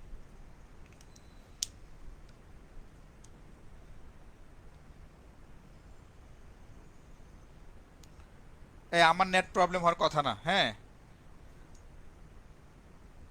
ম্যাক্সিমামদের এখানে ক্লিয়ার, ঠিক আছে? এই জন্য হচ্ছে যাদের যেহেতু সবার ম্যাক্সিমামদের এখানে ক্লিয়ার, তার মানে আমার এখানে অবশ্যই আমার তো ডেডিকেটেড লাইন নেওয়া, আর এখানে ম্যাক্সিমাম ক্ষেত্রে ঝামেলা হওয়ার কথা না। হুম। তো ঝামেলা হলে তোদের এখানে হওয়ার কথা, তো অসুবিধা নেই।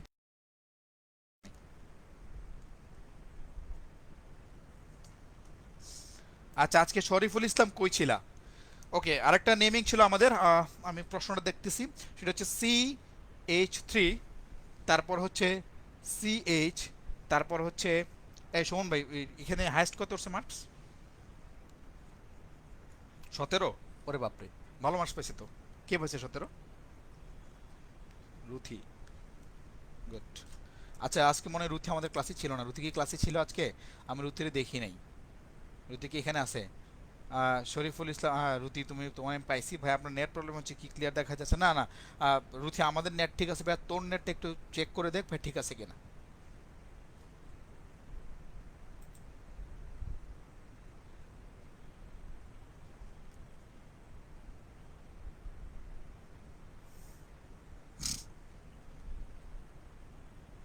আচ্ছা, এবার দেখ 5 নম্বরে এই প্রশ্নটা দিয়ে অপশন ছিল, তুই যেখানে কনফিউজড হবি, বাকিগুলোতে আশা করি কনফিউজড হবি না, এ আর ডি নাম্বারে কোনো কনফিউশন ছিল না। এন্ড অপশন বিতে ছিল একটা জিনিস, সেটা হচ্ছে 1 2 butadiene, 1,2 butadiene, right? আর অপশন সিতে ছিল কাছাকাছি একটা, যেখানে তোদের ভুল হইতে পারে, এটা দেখ, 1 2 ডাই বিউটিন, 1 2 ডাই বিউটিন।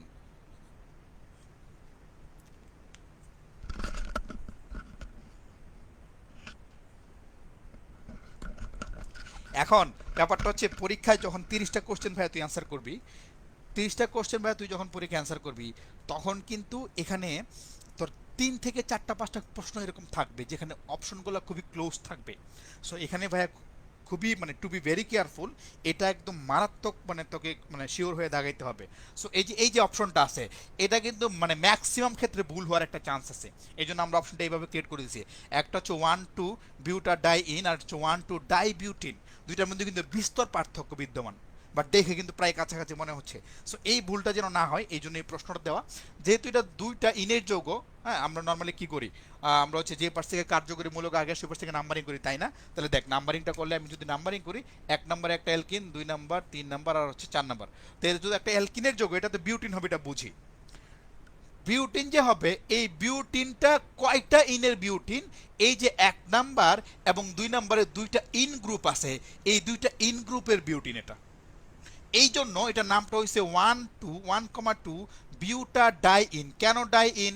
কারণ দুইটা ইন আছে, আর ইন তো তার নামের হচ্ছে, এটাকে আমরা কি বলি, সাফিক্স বলি, নামের শেষে সাফিক্স বসছে। আর বিউটেন হচ্ছে তার মানে কি নাম, কার্বন সংখ্যার নাম, যেহেতু 4টা কার্বন, তাহলে ওই বিউটেন থেকে হচ্ছে বিউটা, আর ডাই হচ্ছে তার দুইটা হচ্ছে ইনের জন্য, আর ইন তো তার সাফিক্সের নাম। এখন এটা কেন অ্যান্সার হইল না? সি নাম্বার কেন অ্যান্সার হইল না? এই বি নাম্বার কেন অ্যান্সার হইল? এটাতে লিখছে হচ্ছে 1 2 ডাইবিউটিন। ডাইবিউটিন মানে যে আমার বিউটেনের ঠিক দুইটা যৌগ, অর্থাৎ আমার একটা বিউটিন হচ্ছে C4H8, এটা আমাদের একটা বিউটিন, রাইট? আবার আরেকটা বিউটিনের কথা আমি বলতেছি, ওইটাও C4H8, তাহলে দুইটা মিলে হয়ে যাবে C8H16। এই যৌগটা হচ্ছে 1 2 ডাইবিউটিন। মানে আমি যদি নাম্বারিং করতাম 1 2 লিখে কিছু একটা, আমি দুইটা ইন দিতাম, এরকম কিছু একটা হইতো। সো ডাইবিউটিন মানে হচ্ছে বিউটিন হয়ে যাবে দুইটা, অর্থাৎ এটা একটা বিউটিন, এটা একটা বিউটিন। বাট আসলে এটা কিন্তু যৌগটা না, আমাদের যৌগটা হচ্ছে 1 2 বিউটা ডাই ইন। এই বেসিক ব্যাপারটা ভাইয়া সবাই বুঝছিস কিনা একটু কমেন্টটা বাইরে লিখে দে। আচ্ছা, রুথি লিখতেছে ভাই ছিলাম তো। রুথি, আমি আজকে সারাদিন তোমার কোনো কমেন্ট পাই নাই, সো আমার কাছে মনে হয়েছে তুমি ছিল না, যদি থেকে থাকো ভেরি গুড। আচ্ছা, ফারহান জোয়ান সাকিব লিখতেছে ভাই ক্লিয়ার এখন, ভেরি গুড ভাইয়া। আমার এখানে ক্লিয়ার আছে, তোমাদের এখানে নেট ঝামেলার জন্য সমস্যা হতে পারে। সো বেসিক ডিফারেন্স কি ডাই ইন আর ডাই বিউটিনের মধ্যে? ডাই বিউটিন মানে হচ্ছে দুইটা বিউটিনের অণু, রাইট? একটা, দুইটা C4H মানে একসাথে, মানে C8 হয়ে যাবে, কার্বন 8টা হয়ে যাবে। বাট এখানে তো কার্বন 8টার কোনো যৌগ নেই, এখানে কার্বন 4টার যৌগ। এবং ডাই ইন কেন? কারণ দুইটা ইন আছে। এটা কিন্তু খুব একটা ইম্পর্টেন্ট প্রশ্ন ছিল আমাদের গত গত পরীক্ষার। সো আমরা কিন্তু এটাকে একটা স্টার দিয়ে রাখবো, কথা বুঝতে পারছি? এটাকে আমরা একটা স্টার দিয়ে রাখবো, এটা আমাদের জন্য একটা ইম্পর্টেন্ট প্রশ্ন। এই টাইপের প্রশ্ন ভার্সিটিতে আসার সম্ভাবনা কিন্তু খুবই বেশি, ভালো চান্স আছে।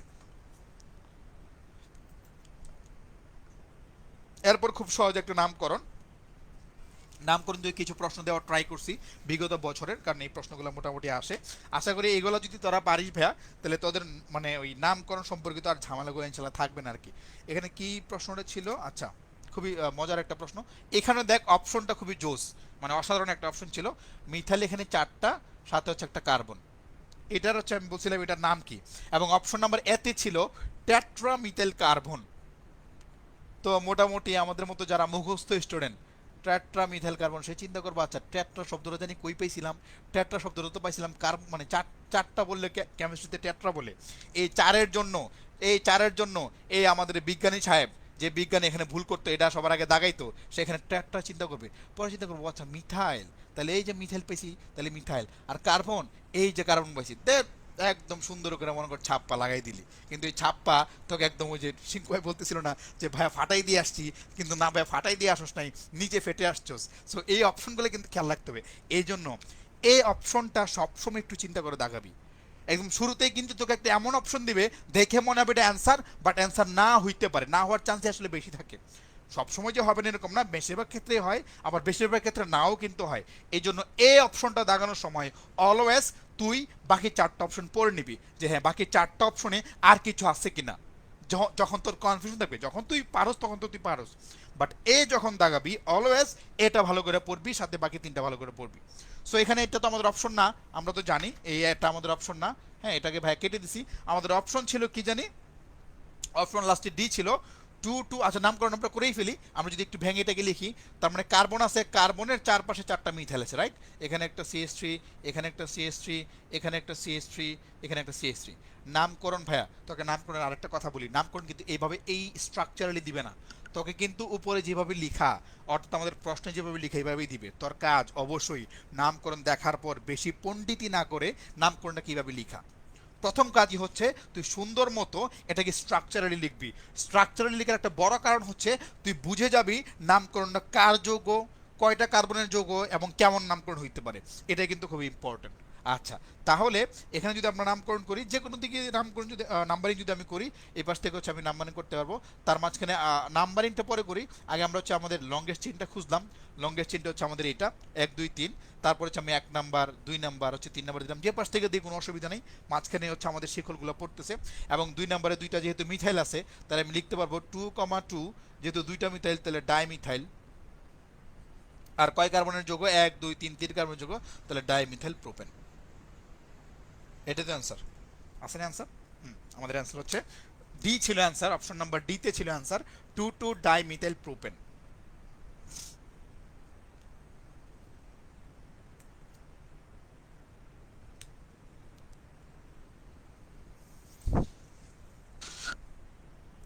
C3H8O এর কয়টা সমান সম্ভব? আচ্ছা, সমান থেকে একটা প্রশ্ন দিচ্ছি আমরা, সেটা হচ্ছে খুবই মজার একটা প্রশ্ন। এটা ঢাকা ভার্সিটির একটা প্রশ্ন, সম্ভবত আমাদের সময় আসছিল আমার যতটুকু মনে পড়ে, কিংবা আমাদের পরের বছর মেবি 12-13-তে আসছিল। আচ্ছা, সো এটা প্রশ্ন হচ্ছে C3H8O এটার কয়টা সমান সম্ভব?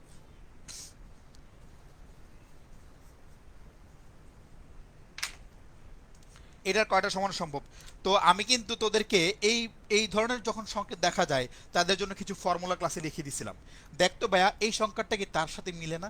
CnH2n প্লাস 2 সাথে একটা অক্সিজেন থাকবে। এটা ছিল এতটুকু পর্যন্ত হচ্ছে আমাদের একটা অ্যালকেন, আর সাথে একটা অক্সিজেন লাগাই দিয়েছি। এই অক্সিজেনটা লাগাই দেওয়ার পর আমাদের এখানে অপশন ক্রিয়েট হয়েছে কিন্তু 2টা।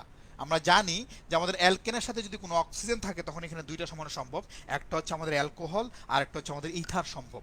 তো প্রথম বেসিক ব্যাপার হচ্ছে এইরকম কোনো কিছু যদি তুই পরীক্ষায় পেয়ে যাস যার অ্যান্সার তুই জানিস না, বাট তোর কাছে মনে হয় হ্যাঁ আমি মোটামুটি কাছাকাছি যেতে পারবো, আমি এটাতে একটু ট্রাই করি, তাহলে তোর এই ফর্মুলাটাকে ভাই মাথায় রাখতে হবে। এই ফর্মুলাটা মাথায় রেখে এটা হবে আমাদের কি অ্যালকোহল, একটা হবে হচ্ছে আমাদের ইথার।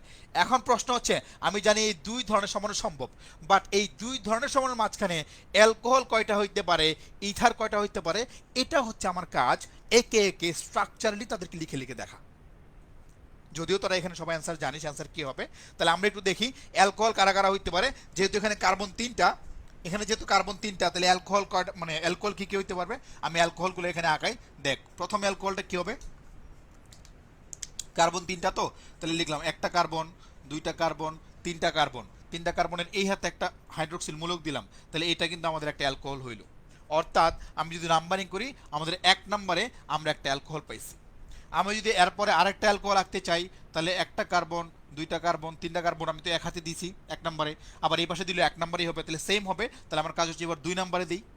আমি যদি এখন নাম্বারিং করি তাহলে আমাদের কিন্তু অ্যালকোহলটা পড়ছে 2 নম্বরে। আমি যদি আর চেষ্টা করি আমার মনে হয় না অ্যালকোহল এখানে আর কোনো কিছু আঁকানো যাবে, কারণ এই দুইটাই পসিবল, এই দুইটার বাইরে এখানে আর অ্যালকোহল আঁকানো পসিবল না। তাহলে অ্যালকোহলের আমি দুইটা সমান পাইছি, এই C3H8 এটার। আমি এরপরে যদি সবার শেষে ইথারের সমানও দেখি যে ইথার এখান থেকে কয়টা পাওয়া যাবে। ইথার মানে কি, আমার মাঝখানে অক্সিজেন, দুই পাশে ফাঁকা বন্ড, এই গ্রুপটার আমরা ইথার গ্রুপ বলি। তার মানে এটাকে রেখে আমার 3টা কার্বনকে সাজাইতে হবে, যেহেতু হচ্ছে আমাদের অক্সিজেন মাঝখানে থাকে, দুই পাশে 2টা ফাঁকা হ্যান্ড থাকে। তাহলে আমি এটা কিভাবে সাজাবো, যেহেতু আমার এখানে কার্বন 3টা, তাহলে কার্বন 3টা মানে একটা কার্বন, 2টা কার্বন। 3 নাম্বার কার্বন লেখার আগে আমি যদি ইথার গ্রুপটাকে এখানে নিয়ে আসি তাহলে মাঝখানে অক্সিজেন, সর্বশেষ আমি ইথারকে নিয়ে আসলাম। এটা একটা ফর্মেশন হতে পারে। 2 নম্বর ফর্মেশন হতে পারে এই অক্সিজেনটাকে আমি 1 নম্বরে নিয়ে আসি। আমি যদি অক্সিজেনটাকে 1 নম্বরে নিয়ে আসি আলটিমেটলি ঘুরে ফিরে এই ফর্মেশনটাই কিন্তু হবে, কারণ নাম্বারিং যখন তুই করবি 1 নাম্বার, 2 নাম্বার, 3 নাম্বার, অর্থাৎ 1 নম্বর গ্রুপে তোর ইথার গ্রুপটা পড়ে যাচ্ছে। তুই যদি আবার এই পাশে নিয়ে আসোস একই ফর্মেশন হবে, তখন আলটিমেটলি অ্যালকোহল এখানে ভাইয়া 2টা সম্ভব, আর এখানে হচ্ছে আমাদের ইথার 2টা সম্ভব। তাহলে আমাদের এখানে অ্যান্সার হচ্ছে এটা কয়টা সমানো সম্ভব, এটার অ্যান্সার হচ্ছে 3টা সমানো সম্ভব। এবার আসি সমানতা নিয়ে, তোকে একটা একদম মানে একটা কথা তোকে বলি।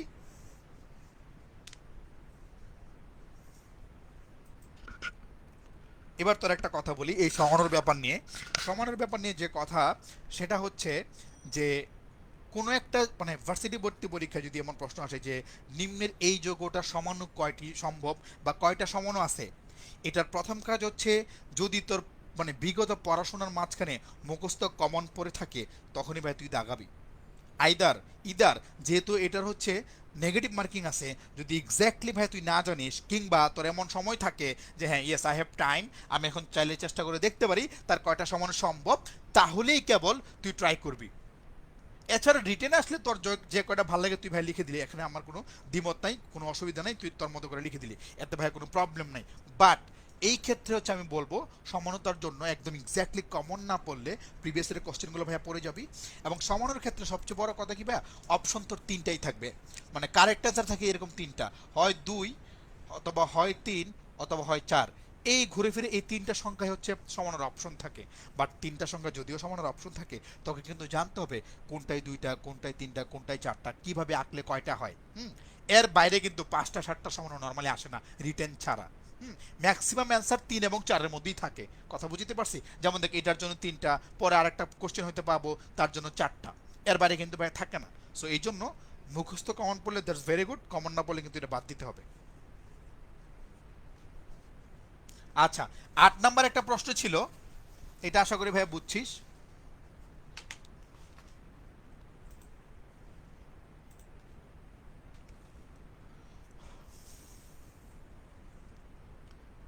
8 নাম্বার একটা প্রশ্ন ছিল তোদের যে নিচের কোন যৌগটি আলোক সমানতা প্রদর্শন করে।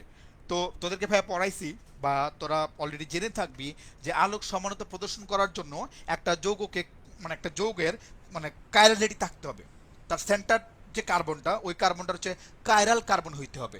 অর্থাৎ আমি এই যে কার্বনটা পাবো, কার্বনের 4টা হাতে 4টা ডিফারেন্ট মূলক থাকতে হবে। অর্থাৎ এটা যদি এ হয়, এটা বি হইতে হবে, এটা সি হইতে হবে, এটা ডি হইতে হবে, তখনই কেবলমাত্র আমি এই কার্বনটাকে আমি কাইরাল কার্বন বলতে পারবো।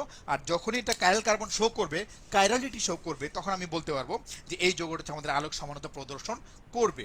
এই অনুযায়ী আমাদের অ্যান্সার হচ্ছে এখানে আমাদের অ্যান্সার হচ্ছে অপশনে ছিল এ নাম্বার একটা অপশন, আমি দেখাই তোদেরকে, দেখতো মিলে কিনা। এ নাম্বার একটা অপশন ছিল এরকম যে CH3, তারপর হচ্ছে CHOH, তারপর হচ্ছে এটা ব্র্যাকেট, তারপর হচ্ছে COOH। এটা ছিল আমাদের এ নাম্বার অপশনে। আমি এটা নিয়ে যদি একটু গবেষণা করি ভাই, সবচেয়ে বড় কথা হচ্ছে অপশনগুলো ম্যাক্সিমাম টাইম এরকম থাকবে, কারণ তোর জন্য প্রশ্নপত্রে ভাই এত জায়গাও থাকবে না। আর ভার্সিটি কর্তৃপক্ষ তারা প্রশ্নে এত জায়গা খরচ করে না, তারা প্রশ্নগুলো এরকম চাপায়া দেয়। তো প্রশ্নগুলো এরকম হতে অনেকে কঠিন চিন্তা করে প্রশ্ন ট্রাই করে না, বাট এটা দেখ, এটা দেখে তোর কাছে মনে হবে আল্লাহ রে এটা না জানি কি যোগ, বাট খুবই সিম্পল ভাইয়া। দেখ এখানে একটা মিথাইল মূলক আছে, রাইট? এই যে কার্বনের সাথে একটা হাইড্রোজেন আছে, একটা ওএইচ গ্রুপ আছে, একটা সি ডাবল এইচ গ্রুপ আছে, প্রত্যেকে কিন্তু ভিন্ন। তুই সুন্দর করে সাজা কার্বন, চারদিকে তার চারটা হাত, একটা একটা করে লিখ তো যতক্ষণ ভাল লাগে।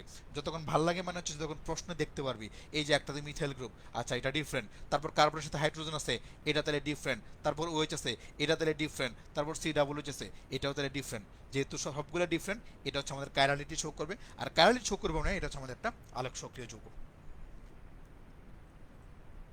খুব সহজ প্রশ্ন। এগুলো কিন্তু খুবই ইম্পর্টেন্ট। কোন যোগটা হচ্ছে আলোক সমানুতা প্রদর্শন করে, কোনটা করে না, হ্যাঁ, কোনটা হচ্ছে আমার আলোক সক্রিয় সমাণু, কোনটা আলোক নিষ্ক্রিয় সমাণু, এই প্রশ্নগুলো কিন্তু ভার্সিটির জন্য খুবই ইম্পর্টেন্ট। এবং আমি হচ্ছে তোদের কিন্তু এই ব্যাপারগুলো হচ্ছে ক্লিয়ার করছি লাস্ট ক্লাসে, আমি সবার সাথে এটা ক্লিয়ার করছি। আসলে সলভ ক্লাসটা নেওয়ার একটা বড় কারণ বলি, মানে এটা আমার কাছে মনে হয় এটা স্টুডেন্টের একটা বিশাল মানে প্লাস পয়েন্ট সলভ ক্লাসটা। এই যে পরীক্ষাটা দিলি, কয়টা ভুল হইছে, কি ভুল হইছে, এটা কিন্তু আসলে তুই বাসায় দেখার পরেও তোর মাথায় ওইভাবে সেট আপ হয় না। বাট যখন আমি এটার একটা সলভ ক্লাস নিলাম, তখন কিন্তু এই ব্যাপারটা তুই আজীবন, আজীবন মানে হচ্ছে বলতে চাচ্ছি ভার্সিটি ভর্তি পরীক্ষার আগ পর্যন্ত এই ব্যাপারটা তোর মাথায় এমনভাবে গেঁথে যাবে যে এটার পরবর্তীতে কোনো প্রশ্ন যদি আসে তোর ভুল হওয়ার চান্স নাই অ্যাটলিস্ট। এবং সবচেয়ে বড় কথা হচ্ছে এটা তোর টাইম সেভিং একটা মানে ম্যাটার, এটা টাইম সেভিং একটা ব্যাপার। এই প্রশ্ন, ও আচ্ছা এই প্রশ্নটা এটা তো ভাইয়ের ক্লাসে আমি সলভ ক্লাসে করছিলাম, তাহলে এটার অ্যান্সার হচ্ছে এ, ভাই কিন্তু এটা আমাদের সাথে নিয়ে কথা বলছিল। সো এটা কিন্তু তোর অনেকটা টাইম সেভ করে দিবে। একটা প্রশ্ন যখন আনকমন, যখন তুই এটাকে পড়বি, চারটা অপশন দেখবি, তুই ডিসাইড করবি অ্যান্সার করার, তখন কিন্তু তোর সর্বনিম্ন 2 থেকে 3 দিন সময় লাগবে। বাট একটা প্রশ্ন যখন তুই যেটা হচ্ছে আগে থেকে জানিস কিংবা আলোচনা করা আছে তোর সাথে, এটা কিন্তু তুই 2 সেকেন্ড অ্যান্সার করতে পারবি। 1 সেকেন্ড হচ্ছে তোর পড়তে লাগবে, আর 1 সেকেন্ড তোর দাগাইতে লাগবে, that's it.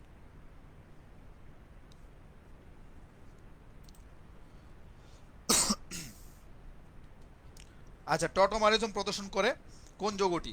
Option number question number 9, যে টোটোমারিজম প্রদর্শন করে কোন যৌগটি?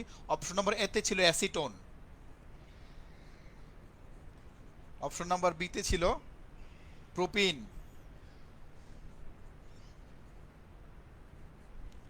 তারপরে ছিল প্রোপানোল। প্রোপানোল, তার মানে প্রোপানোল নামে আসলে কোনো যৌগ টোগ নাই। ডি নাম্বার হচ্ছে প্রোপানোয়িক অ্যাসিড। প্রোপানোয়িক অ্যাসিড আমি যদি সংকেত দিয়ে লিখি CH3 CH2 COOH, propanoic acid. এই চারটা ছিল অপশনে। সো আমি একটা একটা করে অপশন কাটার চেষ্টা করি। যেমন দেখ, টোটোমারিজম সমাণুর একটা স্পেশাল নাম হচ্ছে কিটোইনল সমাণু। তার মানে হচ্ছে এখানে কিটোন থেকে একটা ইনল টাইপের যৌগ হবে। তার মানে কনভার্সনটা হচ্ছে একটা কিটোনের মাঝখানে আর একটা ইনলের মাঝখানে। এছাড়া অন্য যারা থাকবে তারা সবাই বাদ। তো এখানে কিটোন ইনল যদি আমি খুঁজতে যাই, এটা আমাদের একটা অ্যাসিড, এটা আমাদের অ্যাসিডের মূলক, তাহলে প্রথম অপশন এটা বাদ। প্রোপানোল, প্রোপানোল বলতে মানে কোনো যৌগ নাই, এটা অনেকে ভুলে মনে প্রোপানোন ভাবতে যে এটা দাগাই ফেলছিস ভাইয়া, এটা আসলে তোরা ভুল করে ফেলছিস, এটা আমাদের কোনো যৌগ না, এটা বাদ। কথা বলতে পারছি? প্রোপিন, প্রোপিন অ্যালকিনের মাধ্যমে আমরা কখনো টোটোমেরিজম দেখতে পাই না। এখন অ্যাসিটিন সম্পর্কে যদি আমি নাও জানি, তাহলে মোটামুটি কিন্তু আমি অ্যান্সার করতে পারবো। বাট অ্যাসিটিনের সংকেতটাকে আমরা নর্মালি, অ্যাসিটিন হচ্ছে আমরা এটাকে কিভাবে লিখি? CH3 C C double bond ও CH3। এবং এটার আরেকটা নাম হচ্ছে প্রোপানোন। এখানে ভাইয়া নোল লেখা ছিল একটা, অনেকে ভুলে হয়তো আবেগে বসত এই ভুলগুলো করে ফেলছিস যে এটা ভাইয়া মনে হয় স্পেলিং ভুল লিখছে। না ভাই, স্পেলিং ভুল লেখা নেই, ভাইয়া ঠিকভাবেই লিখছে এটাকে, ভাইয়া এটাকে ঠিকভাবেই লিখছে। কারণ হচ্ছে তোকে একটু ট্রাই করলাম যে তুই ব্যাপারগুলো ধরতে পারস কিনা, যে পরীক্ষায় এই এই ব্যাপারটা আমি তোকে এই জন্য ধরাই দিয়েছি, কারণ পরীক্ষা হলে তুই এই ভুলগুলো করবি। অপশন এ দাগানোর কথা ছিল, তুই অপশন সি দাগাই দিয়ে আসবি, এই ভুলটা যেন ভাইয়া না হয়। সো এখানে অ্যাসিটিনের সংকেত হচ্ছে আমাদের এটা, এবং এটা আমাদের একটা প্রোপানোন। এটা সুন্দর যদি নাম বলি, এটার নামটা হচ্ছে প্রোপানোন। বাণিজ্যিক নাম হচ্ছে অ্যাসিটোন, বাট এমনিতে আমাদের কি বলে ইউপেক নামটা হচ্ছে এটার প্রোপানোন। হ্যাঁ, এই প্রোপানোনটা হচ্ছে আমাদের টোটোমারিজম শো করবে। এটা খুবই সহজ একটা প্রশ্ন ছিল, এটা নিয়ে আর কোনো কথা নাই।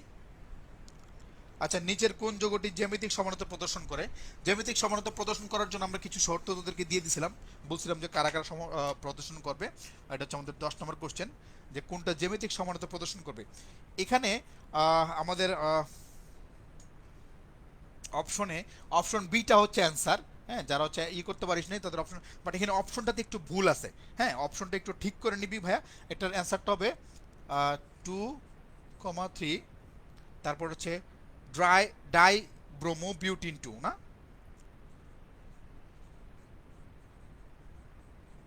Die bromo butene 2। সংকেত টাকলে বোঝা যাবে ভালো করে clearly. 2,3 die bromo butene. Butene বলছে মানে এটাতে কার্বন থাকবে 4টা, তাহলে 1 2 3 4, রাইট। বিউটিন 2 তার মানে 2 নম্বর কার্বন একটা আমাদের কি আছে ভাইয়া, এরকম একটা আমরা কি দিয়ে দিলাম বলতো, ডাবল বন্ড দিয়ে দিলাম। এরপর হচ্ছে আমাকে ডাই ব্রোমো বলছে কত নম্বরে, 2 3-এ। আমি ধর নাম্বারিং যে পাশতেই করি না কেন, এটা হচ্ছে আমাদের 2 নাম্বার, এটা হচ্ছে আমাদের 3 নাম্বার। তাহলে আমি যদি এই হাতে একটা ব্রোমিন লাগাই দেই, এই হাতে একটা ব্রোমিন লাগাই দেই, তাহলে 2 3 হচ্ছে ডাইব্রোমো হইছে। আর বাকি হাতগুলোতে আমি যদি চিন্তা করি, এরা হচ্ছে আমাদের একটা মিথাইল করে মূলক, এটা হচ্ছে আমাদের একটা মিথাইল মূলক। তাহলে আশা করি তুই বুঝবি। আচ্ছা, তোর আর একটু সহজ করে দেই। হ্যাঁ, এই পাশে না দিয়ে, যারা দেখতেছিস ভাইয়া, এই পাশে না দিয়ে আমি উপরে দিই, তাহলে তুই বুঝতে পারবি ব্যাপারটা কি। এটা একটা CH3 আর এটা একটা CH3 কার্বন। এখন মোটামুটি বুঝছিস। এবং অপশনটা হচ্ছে 2,3 ডাইব্রোমো বিউটিন 2, মাঝখানে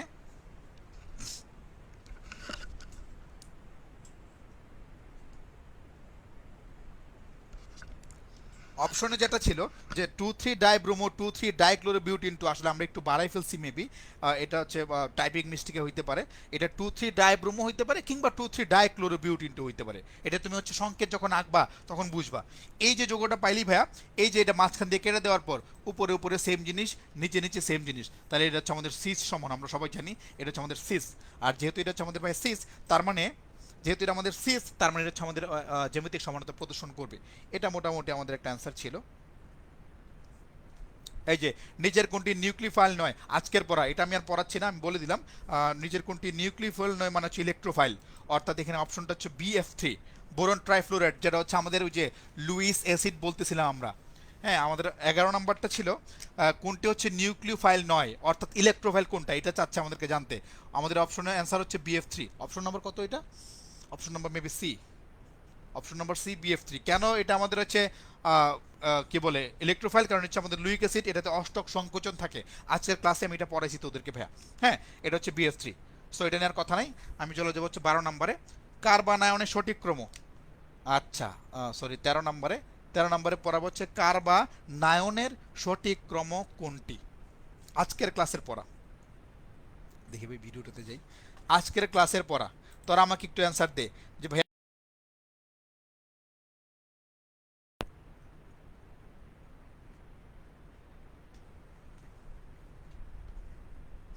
আজকে ক্লাসে আমি তোদেরকে পড়াইছি কার্বানায়নের সক্রিয়তার ক্রম, সঠিক ক্রম কোনটা কোনটা হবে।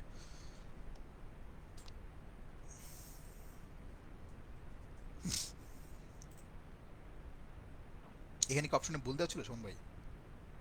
আচ্ছা,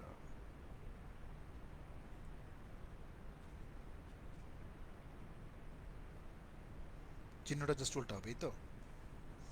আচ্ছা, এখানে মেবি আমাদের একটা অপশনে ভুল ছিল। হ্যাঁ, অনেকে হয়তো দাগাইছিস, ভুল হয়েছে। হ্যাঁ, এটা হচ্ছে আমাদের অপশনটা একটু ভুল হবে। আমি কোশ্চেনটা একটু তোদেরকে ভালো করে বুঝিয়ে দিই।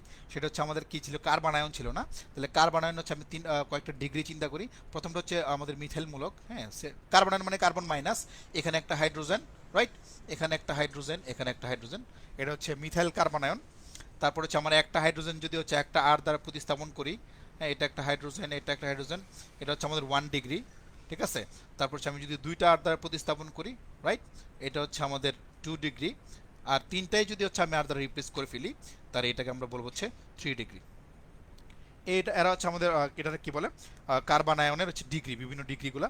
এটাকে আমরা মিথাইল কার্বানায়ন বলি। আমি জাস্ট লিখে দিচ্ছি মিথাইল কার্বানায়ন,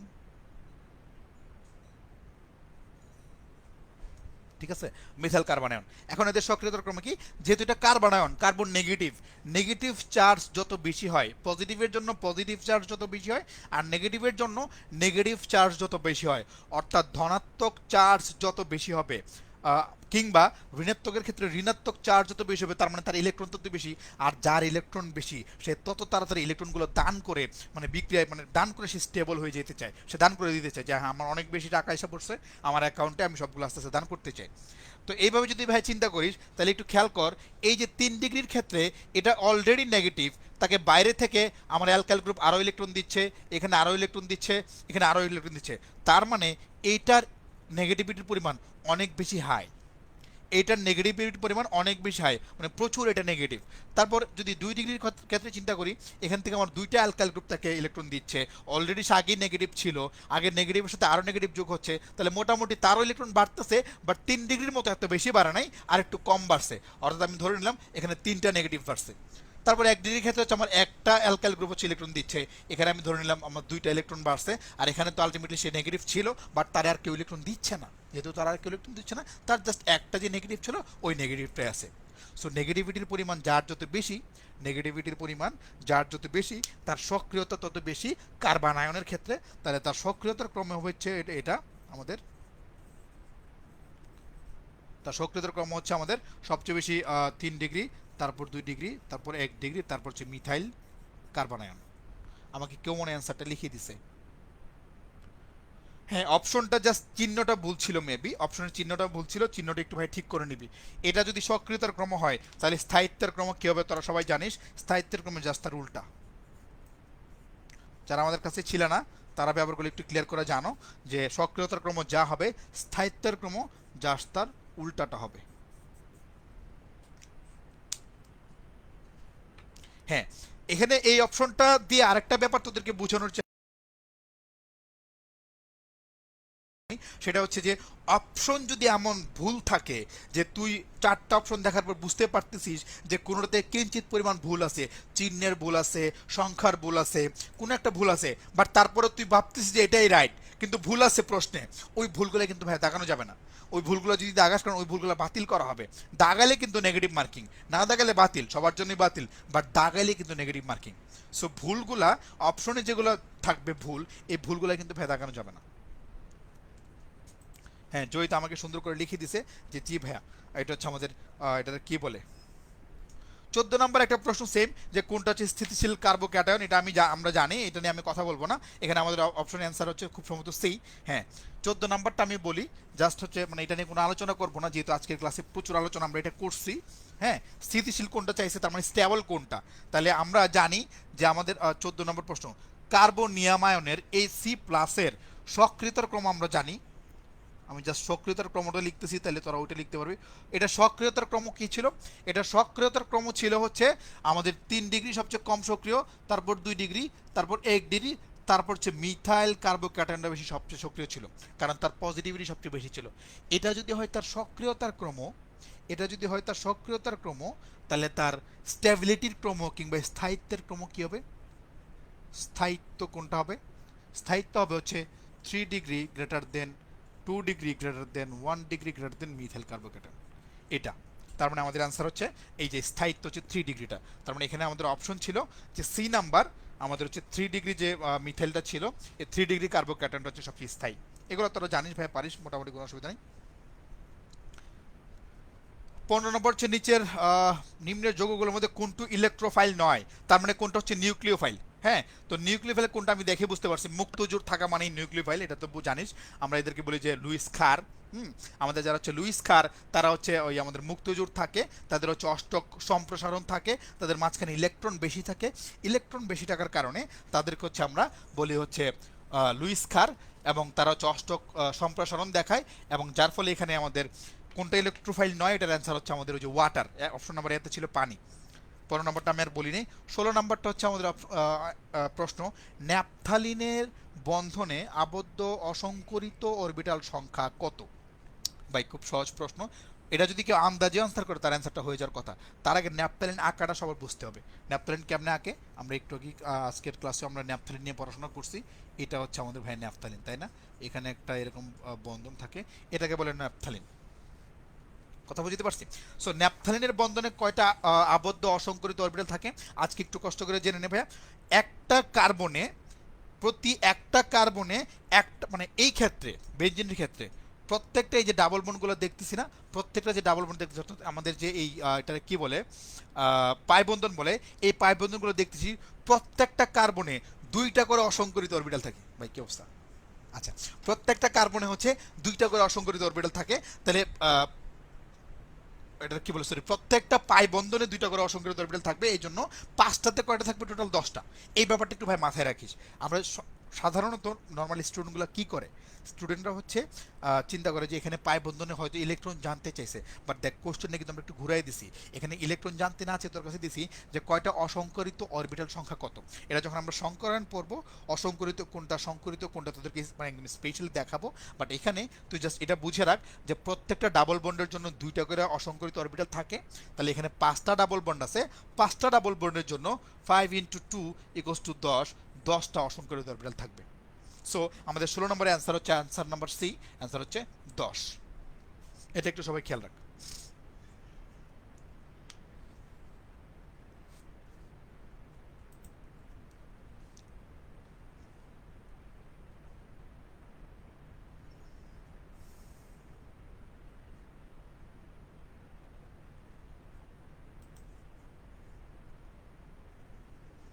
একজন লিখছে ভাই আপনি ভুলের উপর মাটি চাপা দিয়ে দিলেন সুন্দর করে, তাই না?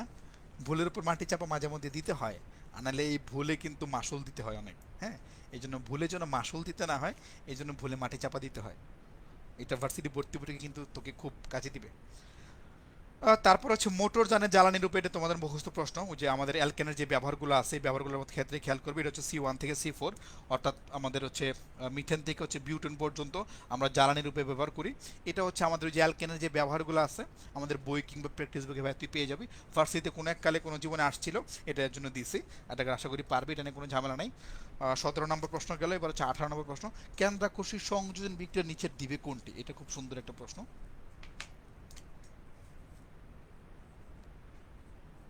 কেন্দ্রাকর্ষী সংযোজন বিক্রিয়া দিবে কোনটি? যেমন এখানে অপশন নাম্বার এ তে ছিল C2H4, অপশন নাম্বার বি তে ছিল হচ্ছে আমাদের C2H5Br, তারপর হচ্ছে অপশন নাম্বার সি তে ছিল CH3CHO, তারপর হচ্ছে অপশন নাম্বার ডি হচ্ছে CH2CHO। প্রথম কথা হচ্ছে আমি কিছু অপশন কেটে দিব, যেমন অপশন নাম্বার ডি এমনি কেটে দিব, কারণ এখানে অপশনই ভুল আছে। CH2CHO এখানে CH3CHO হওয়ার কথা, যেটা একটু আগে উপরে আছে। আচ্ছা, কেন্দ্রাকর্ষী যুদ্ধ বিক্রিয়া কারা দিবে? এই ব্যাপারগুলো আমরা ওই যে আজকের ক্লাসে পড়ছি না ভাইয়া, আজকে যে ইলেকট্রোফাইল নিউক্লিওফাইল পড়ছি, যেটাকে আমরা বলি হচ্ছে আমাদের ইলেকট্রন আকর্ষী বিকারক আর কেন্দ্রাকর্ষী বিকারক। এই কেন্দ্রাকর্ষী সংযোজন বিক্রিয়া কারা দিবে তাদের একটা চার্ট, একটা লিস্ট হচ্ছে আমরা তোদেরকে যেদিন অ্যালডিহাইড কিটোন পড়াবো ওই দিন দিব। বাট তার আগে ব্যাপারটা একটু বুঝে নে, কেন এটা কেন্দ্রাকর্ষী বিকারক দিবে। উপরেগুলো দিবে না, কারণ এখানে আসলে কেন্দ্রকে আকর্ষণ করার মতো কোনো কিছু নাই। সো তাদেরকে হচ্ছে আমরা ওইভাবে ওই পজিটিভ নেগেটিভ আকারে লিখতে পারি না, দেড় এটাও দিবে না, এটাও দিবে না। পজিটিভ নেগেটিভ আকারে লিখতে পারবো কারে? আমরা সি নাম্বারকে লিখতে পারবো। সেটা কিভাবে? এই যে দেখ, CH3CHO কে লিখতে পারি C+O, আর এই পাশে একটা হাইড্রোজেন দিয়ে লিখতে পারি। যেখানে আমরা কিন্তু সবাই জানি যে অক্সিজেনের তড়িৎ-ঋণাত্মকতা অনেক বেশি কার্বন থেকে। যেহেতু অক্সিজেনের তড়িৎ-ঋণাত্মকতা বেশি, এই অক্সিজেন হচ্ছে তার এই বন্ধনটা ভাঙে, বন্ধনটা ভাঙা সে নিজে হয় ঋণাত্মক আর সে হয় হচ্ছে ধনাত্মক মূলক। কার্বনটা হয়ে যায় পজিটিভ মূলক আর অক্সিজেনটা হয়ে যায় হচ্ছে আমাদের ঋণাত্মক মূলক। তখন দেখা যায় কিছু হচ্ছে আমাদের বিকারক এক্ষেত্রে পজিটিভকে আকর্ষণ করবে হচ্ছে আমাদের নেগেটিভ কিছু, অর্থাৎ আমাদের যে নেগেটিভ ইলেকট্রোফাইলগুলো আছে তারা এসে এখানে তাকে অ্যাটাক করবে। তখন এখানে যদি আমি একটা বিক্রিয়া তোকে সিম্পলি দেখাই, যে পানির বিক্রিয়াটা যদি দেখাই, যে হাইড্রোজেনের হচ্ছে প্লাস আর হচ্ছে OH মাইনাস, এদের যদি ভাই বিক্রিয়াটা দেখায়, তখন তুই ব্যাপারটা বুঝতে পারবি যে কেন্দ্রাকর্ষী বিক্রিয়াটা ভাই কেমন হয়। সেটা হচ্ছে কেন্দ্রে আমাদের কি আছে? কেন্দ্রে আছে কার্বন। এই কার্বনকে এসে অ্যাটাক করবে কে? এই যে নেগেটিভ মৌলটা, অর্থাৎ এই হাইড্রোক্সিলটা হচ্ছে আমাদের এখানে এসে অ্যাড হবে। তখন আমার যোগটা দেখতে হবে কেমন, CH3, উপরে তো অক্সিজেন আছে সেটা থাক তার জায়গায়, নিচের হাতে এই হাইড্রোক্সিল মূলকটা আসছে, এটা আমি লাল কালি দিয়ে দেখাই, AOH মাইনাস মূলকটা আসছে। কেন? কারণ কার্বনটা ছিল পজিটিভ, এই পজিটিভকে অ্যাটাক করতে হচ্ছে আমাদের কে ভাই বলতো? এই নেগেটিভ।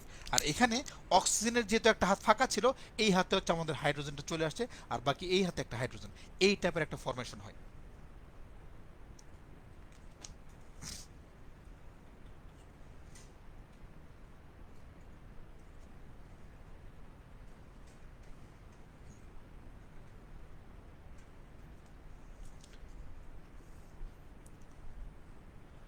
তো এটা এটা নিয়ে যদি আমাদের হচ্ছে আরেকটু যদি তোদেরকে বলি, যে সাধারণত কেন্দ্রাকর্ষী বিকারক কারা দিবে, যারা হচ্ছে ওই পজিটিভ নেগেটিভ আয়ন তৈরি করতে পারে। হ্যাঁ, তাদের হচ্ছে নেগেটিভিটির মাধ্যমে তাদের পজিটিভ নেগেটিভ হয়, যেখানে হচ্ছে আমরা বিভিন্ন বিকারক দিয়ে তাদেরকে অ্যাটাক করতে পারি। আজকের ক্লাসে আমরা যে বিকারকগুলো পড়ছি এগুলো কিন্তু আমরা এইসব বিক্রিয়ার জন্য পড়ছি, জাস্ট বেসিকগুলো তোদেরকে ক্লিয়ার করে দিছি যে কি কি হইতে পারে। হ্যাঁ, সো এখানে আমাদের অ্যান্সার হচ্ছে অ্যালডিহাইড CH3CHO। এটা হচ্ছে আমরা আমাদের যখন এলডিহাইড কিটোনের চ্যাপ্টার থাকবে তখন আমরা প্রচুর পরিমাণ পড়াশোনা করবো এটা নিয়ে। প্রশ্ন নাম্বার 19 ছিল হচ্ছে আমাদের, কি ছিল প্রশ্ন নম্বর 19, রেসিমিক মিশ্রণ কি? আচ্ছা, এখানে দেখ তোদেরকে কনফিউশন করার জন্য অপশন নাম্বার এতে দিয়েছিলাম সমপরিমাণ, আর বি নাম্বার দিয়েছিলাম হচ্ছে সম আয়তন, আর অপশন নাম্বার ডিতে ছিল হচ্ছে কোনোটি নয়, এই টাইপের কিছু একটা ছিল। তো অনেকেরই এই প্রশ্ন হয়তো ভুল করছিস, কোনোটি নয় এই প্রশ্নটা হয়তো ভাই ভুল করছিস এটা ভেবে যে হচ্ছে সম্ভবত যে ভাই তো গত ক্লাসে আমাদেরকে পড়াইছে, হ্যাঁ আমাদেরকে ভাই গত ক্লাসে তো পড়াইছে যে এনানসিওমারের সমমোলার মিশ্রণকে হচ্ছে কি বলে, সমমোলার মিশ্রণকে বলে হচ্ছে রেসিমিক মিক্সচার। হ্যাঁ,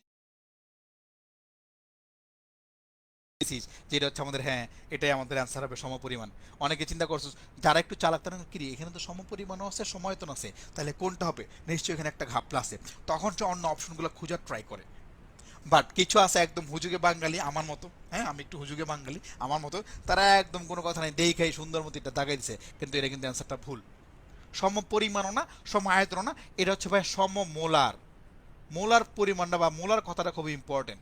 আয়তন ভিন্ন হইতেই পারে, যেমন 50 ml 1 মোলারের একটা দ্রবণ হইতে পারে, হ্যাঁ 1 মোলার, আবার 100 ml হ্যাঁ 1 মোলার দ্রবণ হইতে পারে। তাদের কিন্তু ভাই মোলার সমান, কিন্তু তাদের কিন্তু ভাই আয়তন সমান না, কিংবা পরিমাণটা সমান না। এটা 50 ml, এটা 100 ml, এটা কোনো ম্যাটার না। ম্যাটার হচ্ছে আমার মোলারটা সমান কিনা, তার ঘনত্বটা সমান কিনা, দ্রবণের ডেন্সিটিটা কেমন, এটার উপর ডিপেন্ড করবে আমার হচ্ছে রেসিমিক মিক্সচার। সো সমমোলার কথাটা খুব ইম্পর্টেন্ট, এটা একটু ভাই সবাই খেয়াল রাখবে। সো সমমোলার হইতে হবে রেসিমিক মিক্সচার হওয়ার জন্য। এটা একটা কনফিউশন কোশ্চেন ছিল।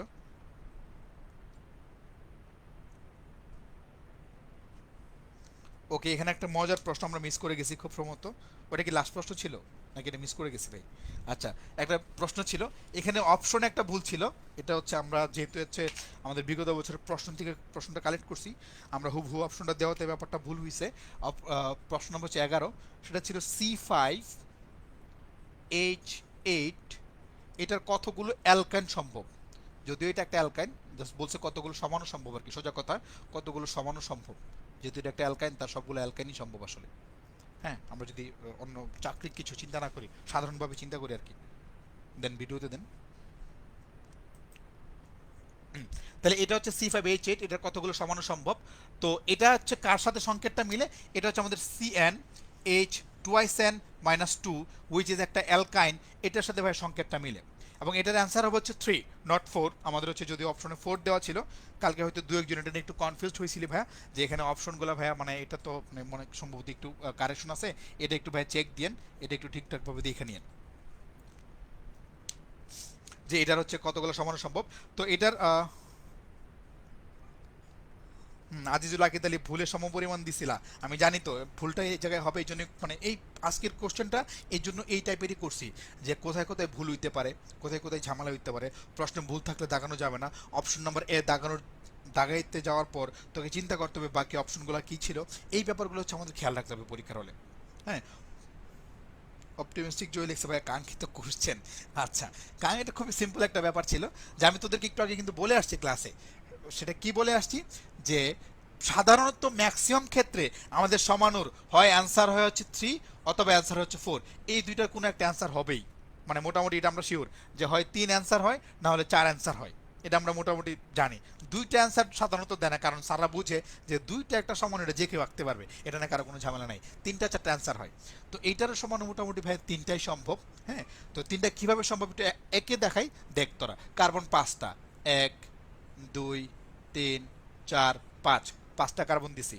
আমি প্রথম হাতে হচ্ছে 3টা হচ্ছে ট্রিপল বন্ড দিয়ে দিলাম, বাকিগুলো তো হাইড্রোজেন মিলে যাবে, এটা তোরা জানিস ভাইয়া, এগুলো নিয়ে আমার কোনো টেনশন নাই, তোদের সাথে কোনো কথা নাই, তোরা গুনে গুনে বসাই দিবি। তাহলে এটা আমাদের একটা সমানু। আমার 1 নাম্বার কার্বনে হচ্ছে আমি অ্যালকাইন পাইছি। আমি যদি আরেকটা আঁকতে চাই 1 2 3 4 5, আমি 1 নম্বরে না নিয়ে এবার অ্যালকাইনের এই বন্ধনটাকে আমি 2 নম্বরে নিয়ে নিলাম। এ হচ্ছে 2 নম্বরে। এই হচ্ছে আমি ভাইয়া দুইটা আঁকাইলাম, দুইটা খুব সহজভাবে আঁকাইছি। 3 নম্বরটা যখন আমি আঁকাইতে যাব, তোদের অনেকেরই মনে হইতে পারে ভাইয়া এবার তাহলে আপনি এক কাজ করেন, এই পাশের থেকে 3 নম্বরে দিয়ে দেন। হ্যাঁ, তাহলে 3 নম্বরে দিয়ে দিলে আমাদের কি হবে, এখানে একটা দিয়ে দিবেন। এইটা যদি আমি দিয়ে দিই, চিন্তা করবে এইটা আর উপরের 1 নম্বরটা কি সেম না? যেহেতু দুইটা একই জিনিস সেম, তাহলে তারা কিন্তু একেবারে সমান হইতে পারে না। তার মানে এখানে 3 নম্বর হাতে দেওয়া যাবে না, কারণ কি আমি যদি বাম পাশ থেকে গুনি এখানে কিন্তু 2 নম্বরে পড়ে যাবে। সো এটাও যেহেতু 2 নম্বরে পড়ে যাচ্ছে, এই পাশ থেকে ভাই 2 নম্বরে পড়ে যাবে। সো এখানে কিন্তু এটা আমি করতে পারবো না, কথা বুঝতে পারছি? সো এটা আমাদের সমানও না, তাহলে এখানে তো এটা হবে না, তাহলে এখানে কি হবে, এখানে হবে হচ্ছে আমি এই যে যে কোনো একটা হাতে, এই যে আমি যদি এটা করি মাঝখানের হাতটায় এই যে 2 নম্বরে আমি একটা ট্রিপল বন্ড দিয়ে দিছি, আর এই হাতে আমি একটা আমাদের কার্বন দিয়ে দিলাম। তাহলে দেখ আমার হচ্ছে প্রধান শিকলে 4টা থাকার পরেও 1 2 3 1 2 3 4 5 6টা হয়ে গেছে। তো আমি তাহলে একটা কার্বন কমাইতে হবে, তাই না? এটাতে কমাই দেই। এবার ঠিক আছে না ভাই? এবার ঠিক আছে। এই 3টা 4, 1 2 3 4 5, হ্যাঁ 5টা হয়ে গেছে। এইভাবে আমি একটা সমান আঁকাইতে পারি। এর বাইরে কিন্তু আমাদের সমান পসিবল না। এর বাইরে আমি যেভাবে আঁকাই না কেন, আলটিমেটলি হয় 1 নম্বরে পড়বে, না হয় 2 নম্বরে পড়বে, না হয় 3 নম্বরে পড়বে। এর তিনটার বাইরে মোটামুটি ভাই সম্ভব না, কথা বুঝতে পারছি? এই তিনটা হচ্ছে আমাদের এই অ্যালকেনের টোটাল সমান।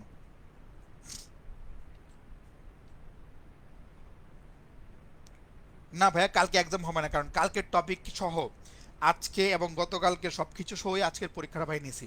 সো কালকে কোনো এক্সাম হবে না, আমাদের নেক্সট এক্সাম হবে হচ্ছে আমাদের নেক্সট লেকচার নেওয়ার পর। হ্যাঁ, নেক্সট লেকচার হচ্ছে আমাদের যে সুমন ভাইয়ের সাথে তোমরা নেক্সট একটা লেকচার করবা, ওইটা নেওয়ার পর আমরা একসাথে একটা পরীক্ষা নিব। 20 নম্বর একটা প্রশ্ন ছিল, এটা আশা করি সবার ক্লিয়ার, যে পরীক্ষায় যদি প্রশ্ন আসে, আশা করি এখন পর্যন্ত যে প্রশ্নগুলো তোদেরকে সলভ করছি, ক্লাসে পড়াইছি কিংবা পরীক্ষায় দিয়েছি, তার মাঝখানে ভাইয়া সামান্য কিন্তু হয় 3টা 4টা সর্বোচ্চ 5টা সম্ভব পর্যন্ত দেখাইছি, এর বাইরে কিন্তু দেখায়নি। তার মানে পরীক্ষা কিন্তু এদের বাইরে পরীক্ষা আসবে না। সো মোটামুটি প্রিভিয়াসের কোশ্চেন পড়লে 95% পসিবিলিটি হচ্ছে তোদের কমন পড়ে যাবে কিংবা পরীক্ষা ইনশাল্লাহ অ্যান্সার করতে পারবি। সো এই ব্যাপারটা একটু ভাই খেয়াল রাখিস।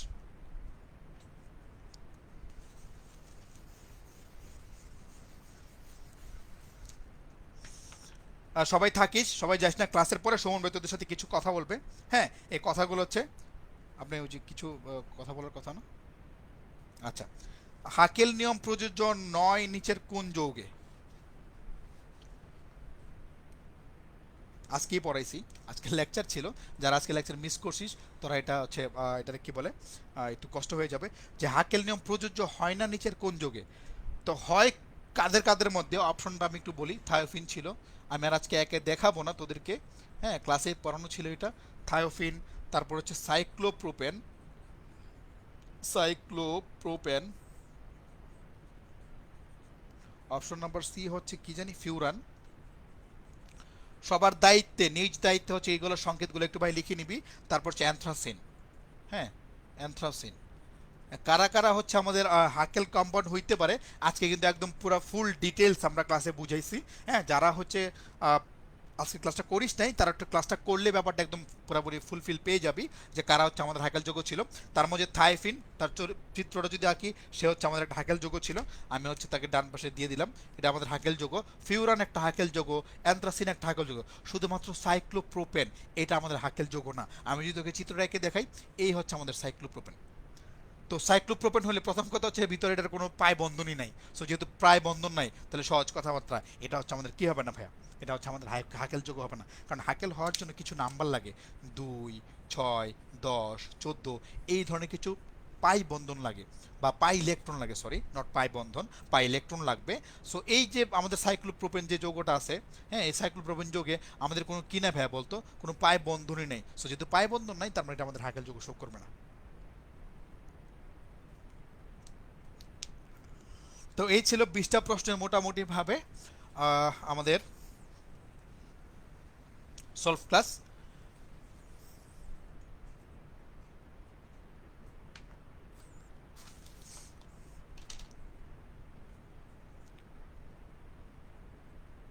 তো সবাই একটু ভাইরে কষ্ট করে কমেন্ট বক্সে যারাই আছিস কষ্ট করে কমেন্ট বক্সে জানা যে সলভ ক্লাসে কোনো প্রবলেম ফেস করছিস কিনা, বা প্রবলেম যেগুলো ছিল এগুলো তোদের পুরোপুরি সলভ হয়েছে কিনা, মানে যে কনফিউশনগুলো ছিল কোশ্চেন নিয়ে এই প্রবলেমগুলো সলভ হয়েছে কিনা, সবাই কষ্ট করে একটু বাইরে চ্যাট বক্সে জানা।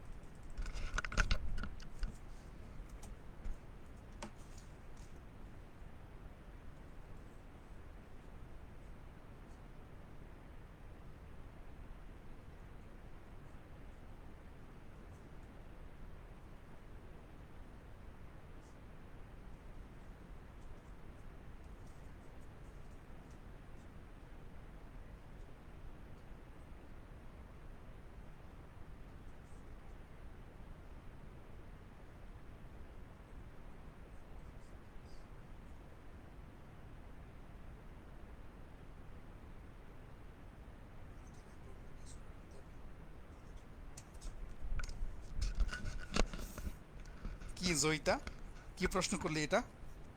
লিখছি যে ভাই আপনি আর সুমন ভাই কি এক জায়গায় থাকেন? আচ্ছা, এক জায়গায় থাকেন। হ্যাঁ, এক জায়গায় থাকি বলতে আমরা হচ্ছে এই একটা বিল্ডিংয়ের একটা ফ্ল্যাটের, হ্যাঁ, 3টা রুমের 2টা রুম আমরা শেয়ার করি, 2জন, এই আর কি। কুয়াশা লিখছে ভাই পুরোপুরি সলভ হয়েছে, নেট প্রবলেম ছাড়া আর কোনো প্রবলেম নাই। নেট প্রবলেম শাকিল মেবি তোর হয়েছিল, একটু খেয়াল রাখিস। এখানে আর একটু দেখি, জসিমউদ্দিন, সরি ভাই তোর নামটা কি জানি বলছিলি?